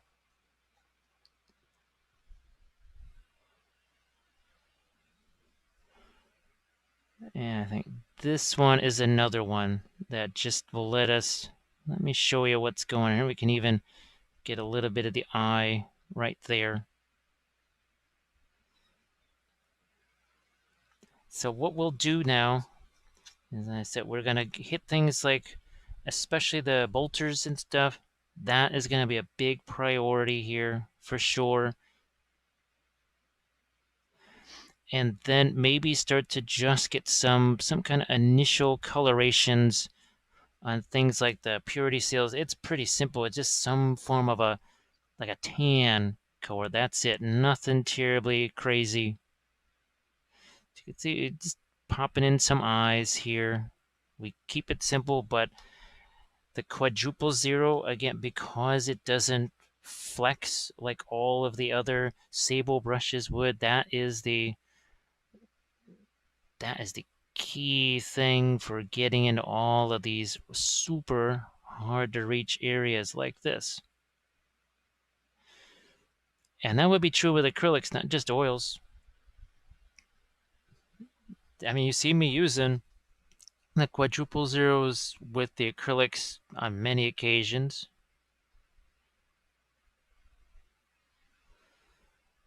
And let's get the other cheekbone here, and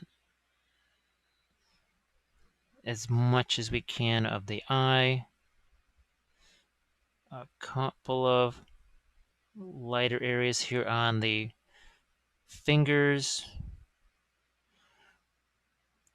All right, so what we'll do now is we are going to especially hit things like storm bolter. Maybe even start to get. We need some gold here, right? That's not going to be green. We just kind of painted over it, no big deal. So we're going to start finding some of that. Maybe even start to do things on the gloves. I think bolters and gloves and pouch. That's sort of a general area. That's what we're going to hit next. Our next task is going to be to deal with things like the bolters and other odds and ends at this point. Now we are going to take some of our cerulean blue here, some of our titanium white. We'll make ourselves maybe a little bit of that indigo here. And this is where we start to get in some bluish grays, if anything, just to have some different colors going on. And because it will start out with some stuff that has a little more of a mid-tone look to it. Where's that? There we go. More of that cerulean blue there. We're using one of those Dick Blick brushes. Now this is the sable here because we're not necessarily doing super detailed things. But I do think you'll see, yeah, you're going to see the impact this is having already. And I might even just throw a few little bits of that onto the armor. I kind of even like it here onto the, remember, color goes somewhere, must go everywhere. Look at that. That's kind of neat. So there's plenty of places where we can utilize this.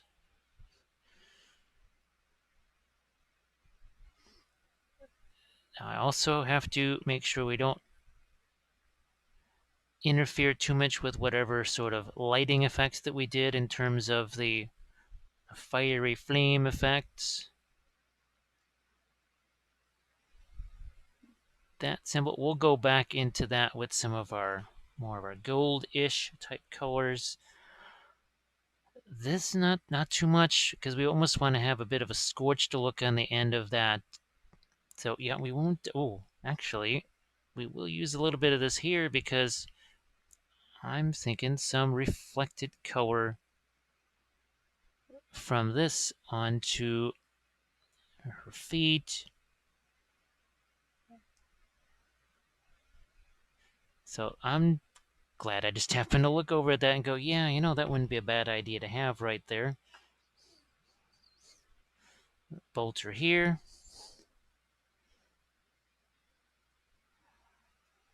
Especially in this area. It gives it a little bit of a bluish tint. It's not, we don't want it to look blue. I'm just giving it that hint of blue. We're also going to do, you can see even here, starting to think about reflected light there already as well. We've got a grenade here, or perhaps a melt-a-bomb. It's been a while, so I may not remember all of that.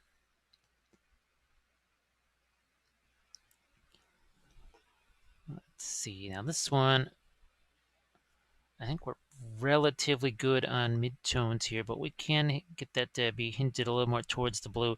Now I know, I'm pretty sure some of the sisters that I did, I had that be more of a reddish color, but here I'm thinking I'll do some of that scroll work. A very simple thing, nothing out of the ordinary really. You can see it just brings up the midtones a bit here. That's all. And the one, the mistress there, she has, well, she has the whip, so no need to worry about bolter type things. Now, there might be some pouch things that need to be dealt with. But what we're starting with, for sure, right now, bolters, storm bolters, bolt pistols. And there will be some, actually some darker tones added to the top of that bolter there. Yeah, because I can already see that I don't want to lose the nifty darks there. We'll have one of those little kind of targeting diodes right there. We have another one of these grenades to deal with right here.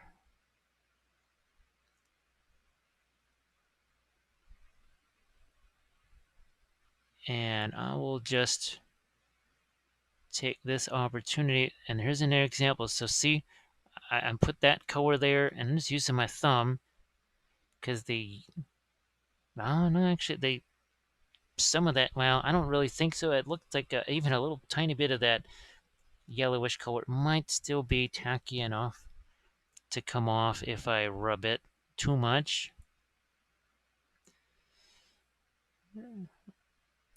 This is certainly going to look quite different now.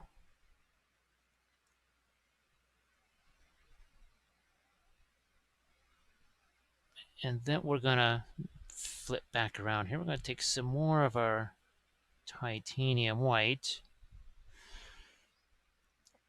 It is, I kind of tend to have the barrels and any kind of clips like this, those tend to be a lighter color than the bolter itself. Just a habit over the years. Get some of that lighter bluish gray up here too.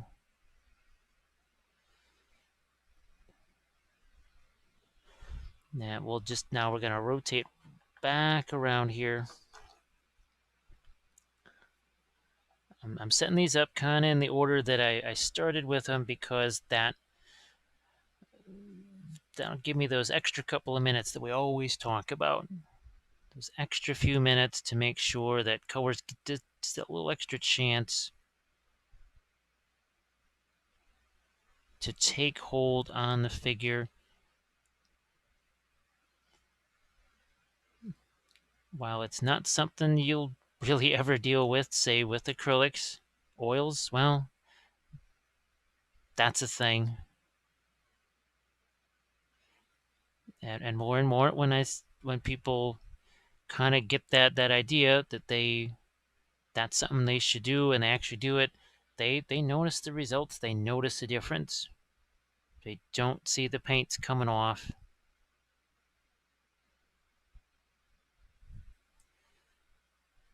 They don't get the nasty brush strokes. They don't get the paint taking forever to dry. All those kind of things just become more in the realm of they don't happen.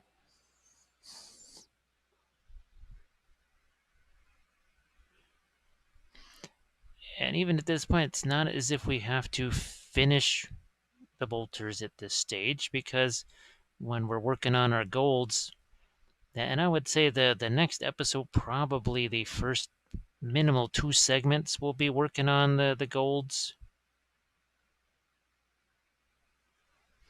If things start to get a little repetitive on that, I won't have every last little bit of the work on the golds on every last figure. If it, like I said, if it gets too repetitive, here there's enough differences between the bolt pistol, the storm bolter, and that sort of thing to just, I think, go through it quickly enough. We're just going to leave the plasma pistol behind, because that's going to get some of its object source lighting. I did want to talk about this little notion here. Again, this is where we've got your clips and stuff, but then this is left to be darker here, because I want to do some of that scroll work. And it won't show up too well if I've just got a whole bunch of midtones on this. I need to have some decent lights and some pretty strong darks. It's a little bit of a, also to a darker up here, lighter down here, the prototypical objects, not the object sourcing, non-metallic metal effect. Now this one with the storm bolter here, little more to deal with. We will also try and get a little bit of a brassy like color on the on the ammo that's sitting in there for obvious reasons.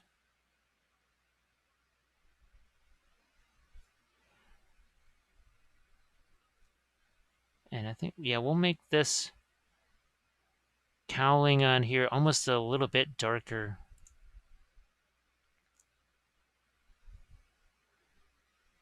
And like I said, these things, they'll have to be hit with some of the gold and everything else. We'll just get these ammo clips here a little brighter.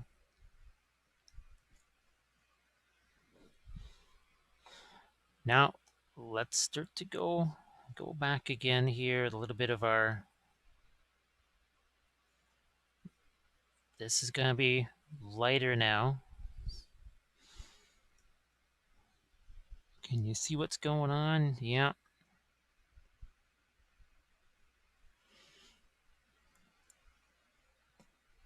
And this gets a little bit lighter. The clip's going to get lighter here too.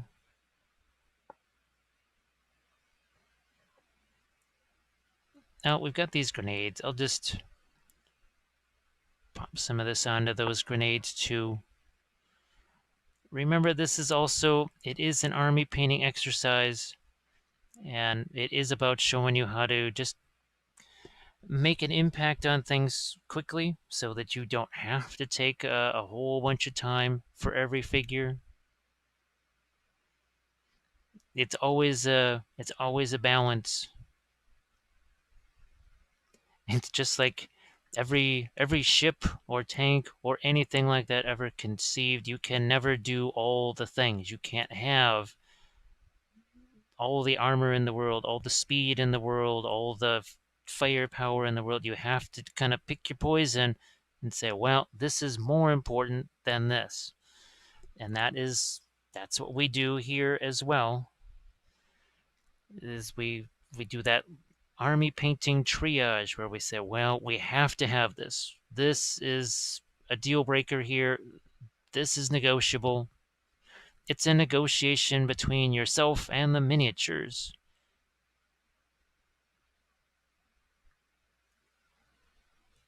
Is either side ever going to be completely happy? Probably not. That's how negotiations go.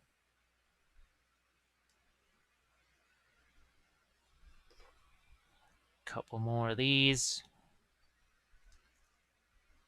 And you can see how much lighter that really starts to look here.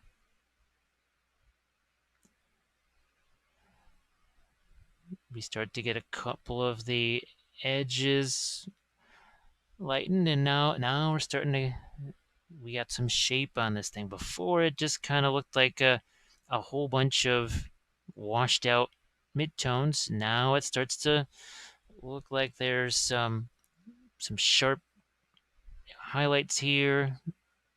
Come out with some darks. I see we've got another grenade here. I think this is probably the frag grenade, whereas the other one is the melt-a-bomb. I mean, it makes sense that sisters would have melt-a-bombs. Once again, we will hit some of our lightest areas on this one.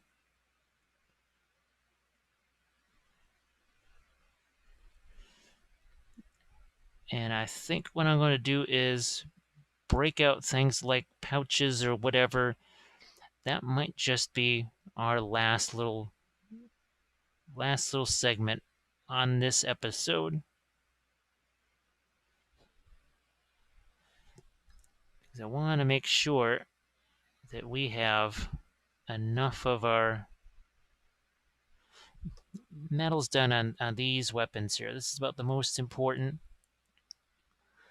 The eviscerators, you can get away with just a couple of key highlights here and there on those things, and it can be a unpleasant thing to deal with. I think these newer ones, it was a little bit easier to get around some of the mold lines that are typically there, and I think that has made the painting of those a bit easier to deal with. Well, the original ones were metal, So I'm thinking, yeah, probably a bit easier to deal with.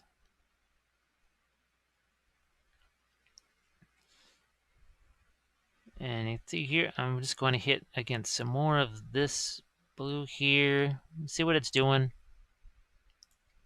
See what that does.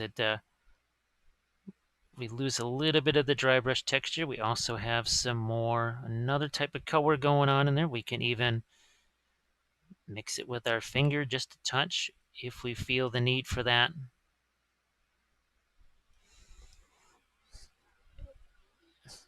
And now I'm just going to go see what we can get here as far as some really brighter highlights. Now, this can't be thinned down too much. Remember, thin over thick.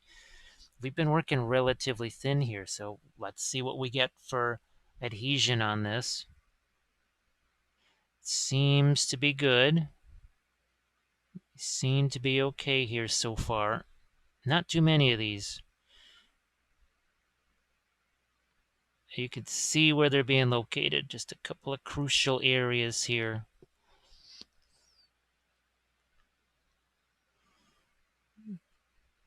Just a couple on that side.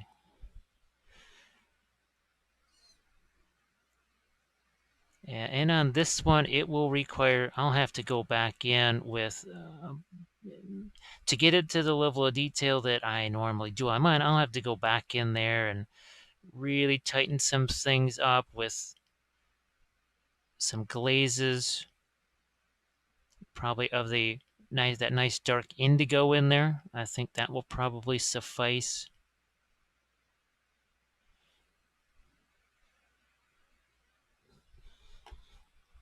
Back to, and this one, I think we're going to focus on this as far as getting some of the darks that I keep talking about here.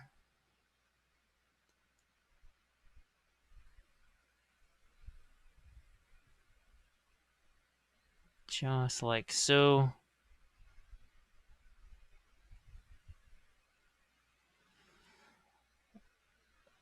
Oh, what the heck. I'll just chuck a couple of lights down there while I'm thinking about it.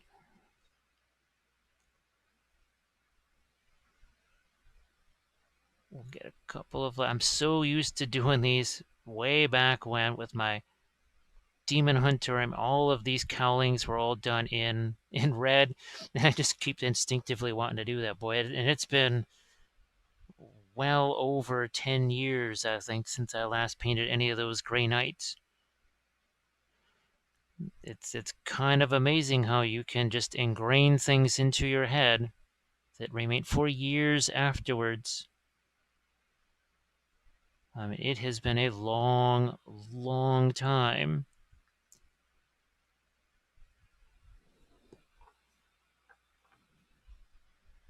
And this is our last one that we're going to do with the lighter stuff. Then we will swing back around again, get some of that darker stuff. You could use Payne's Gray, but I think we'll really try to rely on some of the indigo to give us our nice deep darks.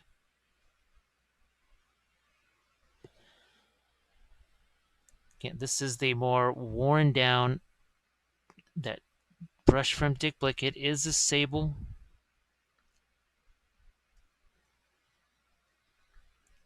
All right, and that will do it here. Oh, let's just hit the grenades a little bit. Now, those darker tones that we're talking about, there's some of that indigo blue. I'll even mix it with a little touch of the olive green so it doesn't look too blue. Let's see what we get.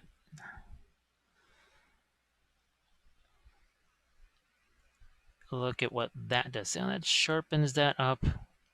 Look at what that's going to, look at the contrast that we get now that we did not have just a second ago. We also have here, smaller brush. Guess what? Do a little blending. We don't need to do that on the other side because, well, we got some fire going on the other side.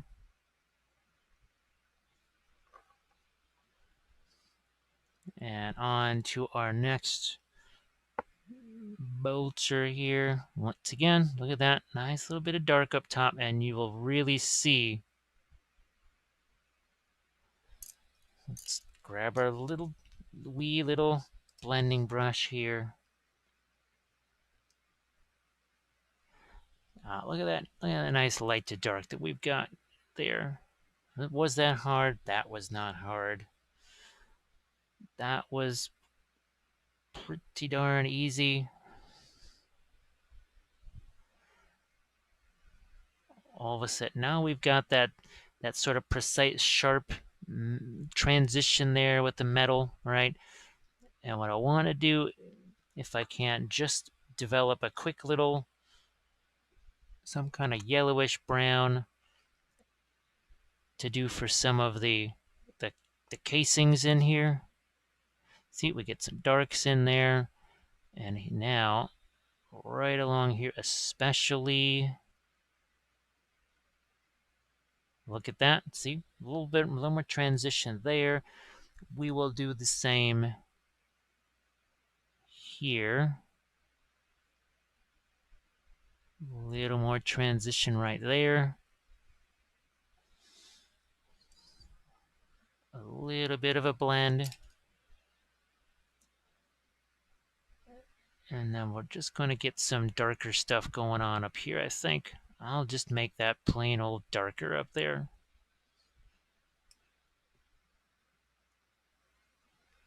And we'll blend that too.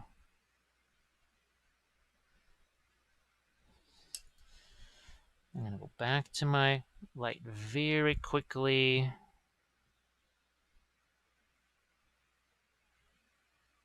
Bang, like so. This one,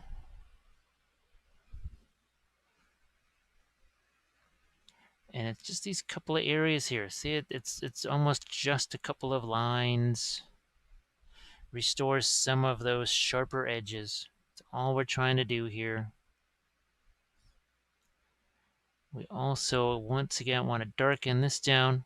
I mean, it's supposed to sort of be in a shadow areas anyhow. Good enough.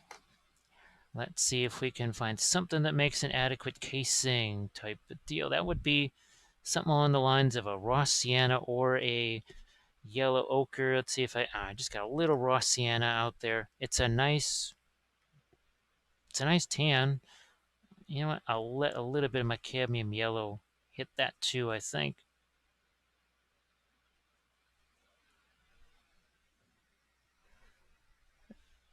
We need one that has actual casings in it.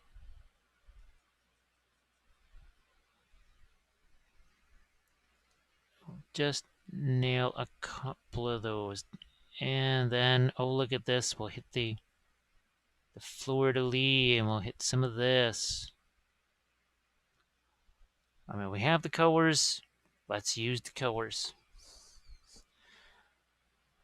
This one especially is going to be important here.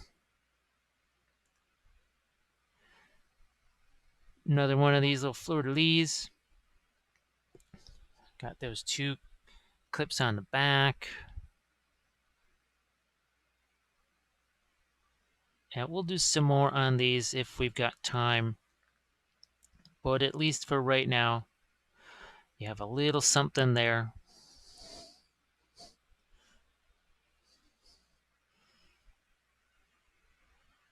So now we've got the bolters pretty well taken care of, and I think in our last little segment, as I said, we are going to mess around with things like the gloves and pouches, at least just on some kind of rudimentary level here. Okay, we got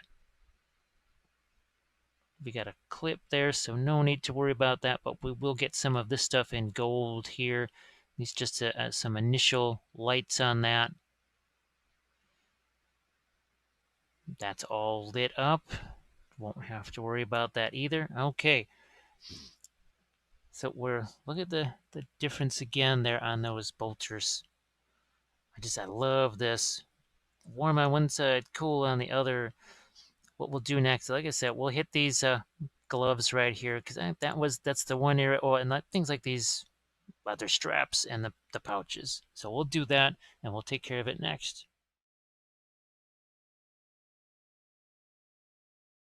With all the bolters and other such metals in place, we're going to mess around with the pouches and that sort of stuff.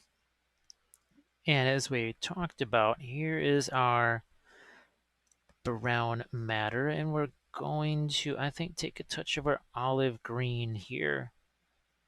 Remember, that's a combination where when we thinned it down, that's what we did for a lot of the glazing type stuff. So let's bring in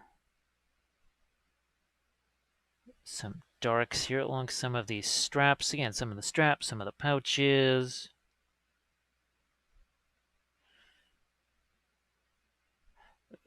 Some more than others. Now we also are going to just darken down a few areas on the glove. So we're going to have our blending brush certainly nearby.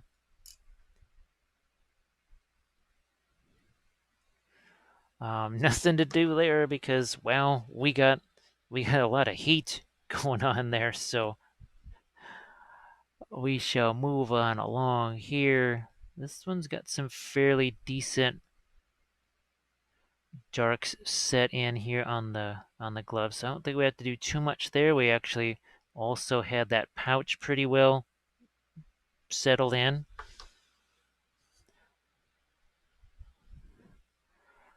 A little bit of a pouch over there. We're just going to hit that purity seal, make that darker there, because then we can go over the top of that with our red. While I am thinking of it here, I'm going to have just some indigo set up over here with some umber for darks in a couple of areas, especially like here. I just noticed this could really use some dark right here.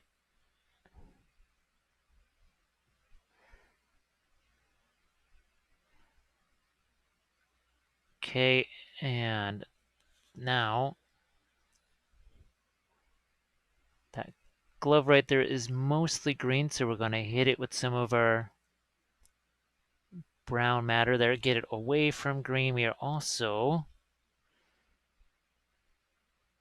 We've got the eye patch deal going on here. We're going to just darken that down.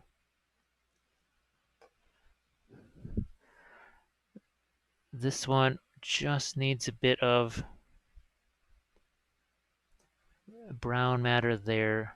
A little here again, but sometimes you don't need very much because it's already been affected by your fire.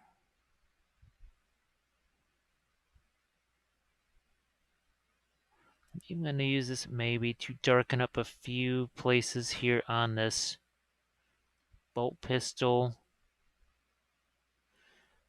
I think the glove is pretty well taken care of. There we are.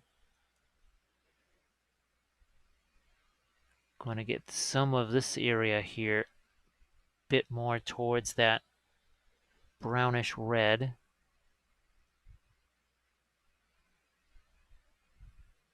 Better pouch there.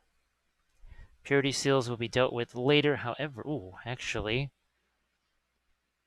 I think I could even reinforce a couple of darks here more strongly.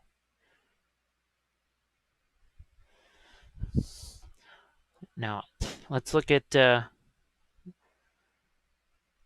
some of these other ones here.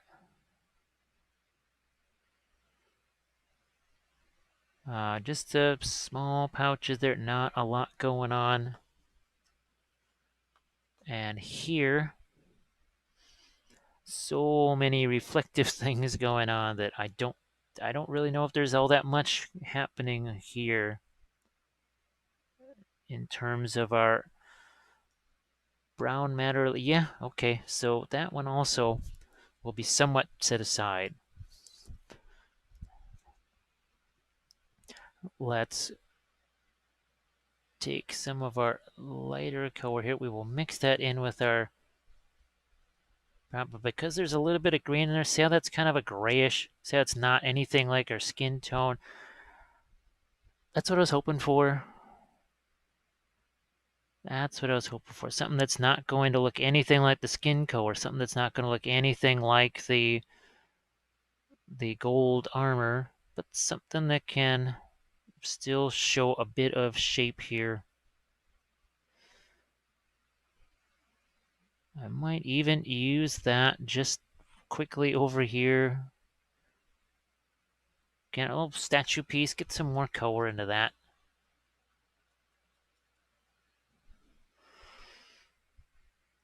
We'll hit our gloves over here again. There will be some more precision in this later once we kind of determine final highlights. Now here's another area again where the inside of that muzzle right there, the inside of that barrel does not need a glow. Most definitely not.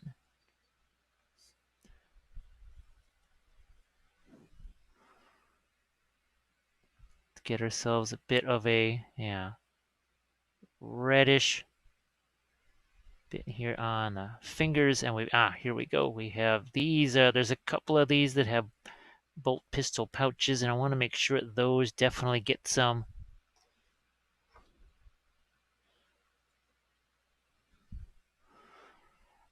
I think this one, the gloves on this one especially, just did not get much in the way of a reddish color. So you got green fingers over here.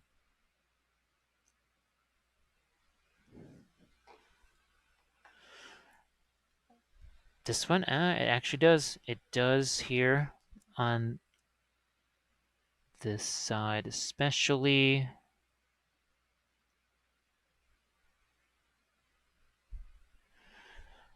This is that sable brush, that Dick Blick brush that I was telling you about. And you can see how it flexes and sort of deforms, whereas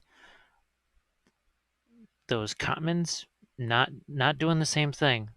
It does make them a very different type of brush. And it almost just comes down to simple as one's a sable and one is the synthetic.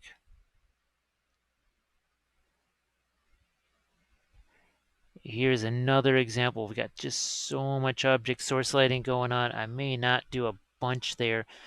We will start to get some lighter things going on here. We'll take some of that titanium white, and you can see it. Guess it gets lighter, but not kind of that rosy skin color there.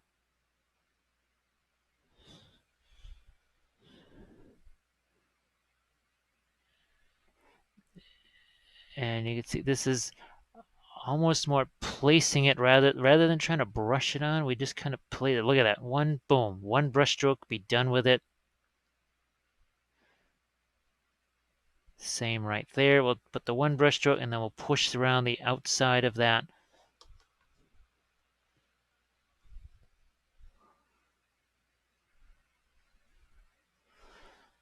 Let's get a little bit of our light here, and I'm almost getting the, you know what?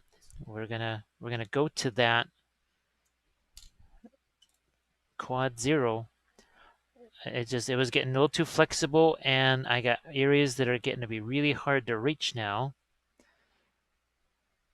Like these fingers. I think it should show up on, it does. I think, yes, you can see that would not really, that would have been extremely difficult at best to do with the saber. Look at what this is doing here. I was not able to do any of this with the sable. Again, because I have to kind of reach in there to get at some of that stuff. So it all makes sense.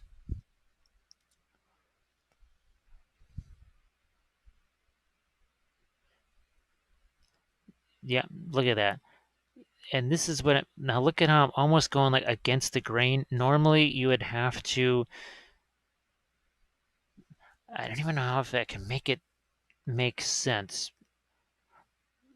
But because the synthetic brush has enough snap to it and enough strength to it, I can essentially put the brushstroke on almost backwards, for lack of a better term, and it's just fine. Whereas the sable, you got to line it up, and you have to be hitting it from just the right angle. Now, this is also a time to start considering some of our purity seal colors here, which is going to be some of this.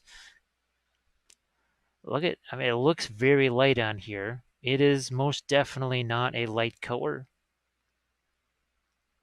but it looks light there. Now we'll do some things on the pouch for the bolt pistol here. And the idea is I'd kind of like to make it look like it has a little bit of scratching going on. So what we'll do, I will get just a touch more of the titanium white here. We'll hit this edge.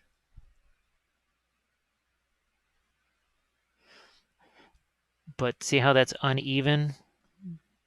Not all the edges hit the same. And then we're going to do a little bit of this. So it just kind of stippled that a bit. So they're just trying to give that some hint of weathering there. Just a hint of it. Here's another one of those. We gotta go back in time here a bit because we didn't get the original brown matter there. I see I have to also hit the frag grenade. So we just went back a little bit here, get some of our, oh yeah, we got object source lighting on that side, so no need to worry about that.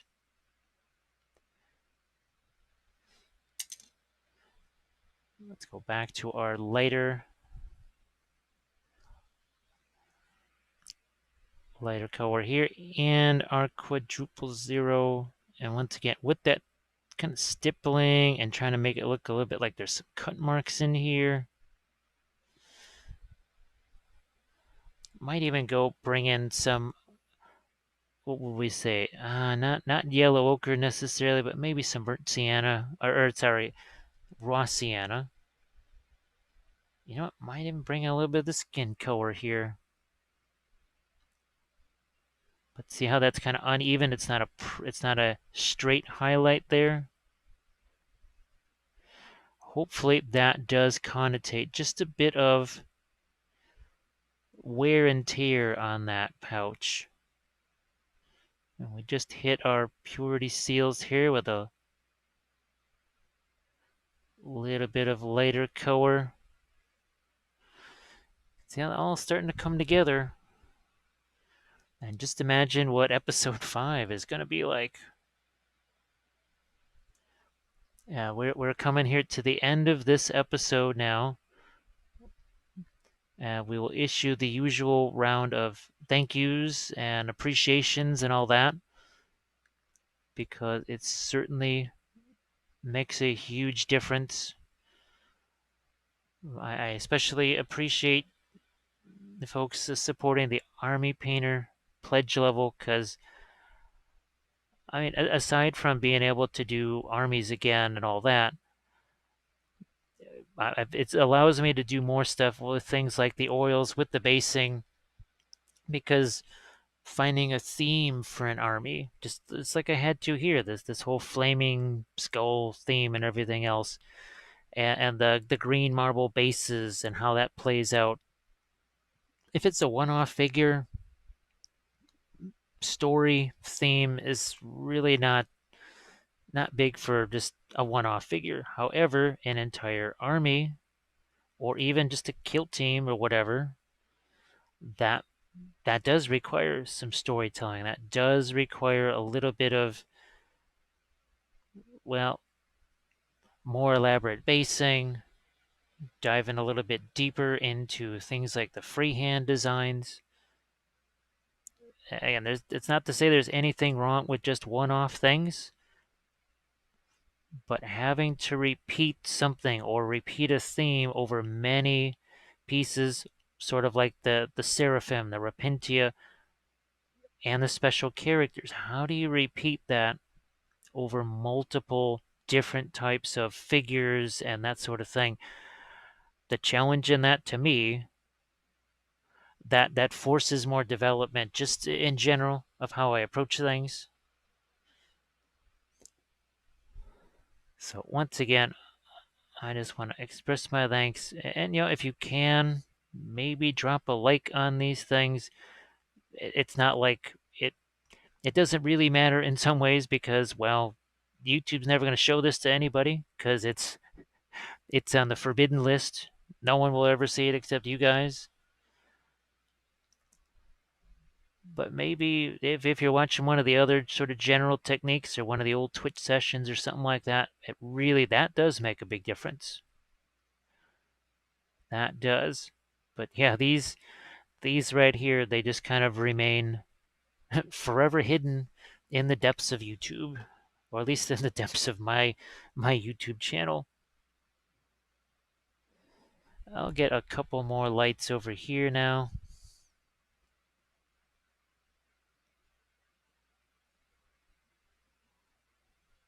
Okay, yeah. Quick little bit of a mix here. We'll just pull some of this out across the knuckles, and there we have it. So I know it doesn't necessarily seem like we did a lot in this episode compared to the dramatic boom of this, but all the stuff we did on the hair, the faces, and these bolters, you'll be surprised at just the impact that had. Now, obviously, the two big things that we are going to be doing in the next episode will be gold freehand. That's my big focus. If maybe some things like putting little green dots on the rosarias here, that doesn't happen, well, that is subservient to the two main things, all the freehand, even on the purity seals here, and all the golds. So I will see you on episode 5 of Series 19. Thanks again, everybody.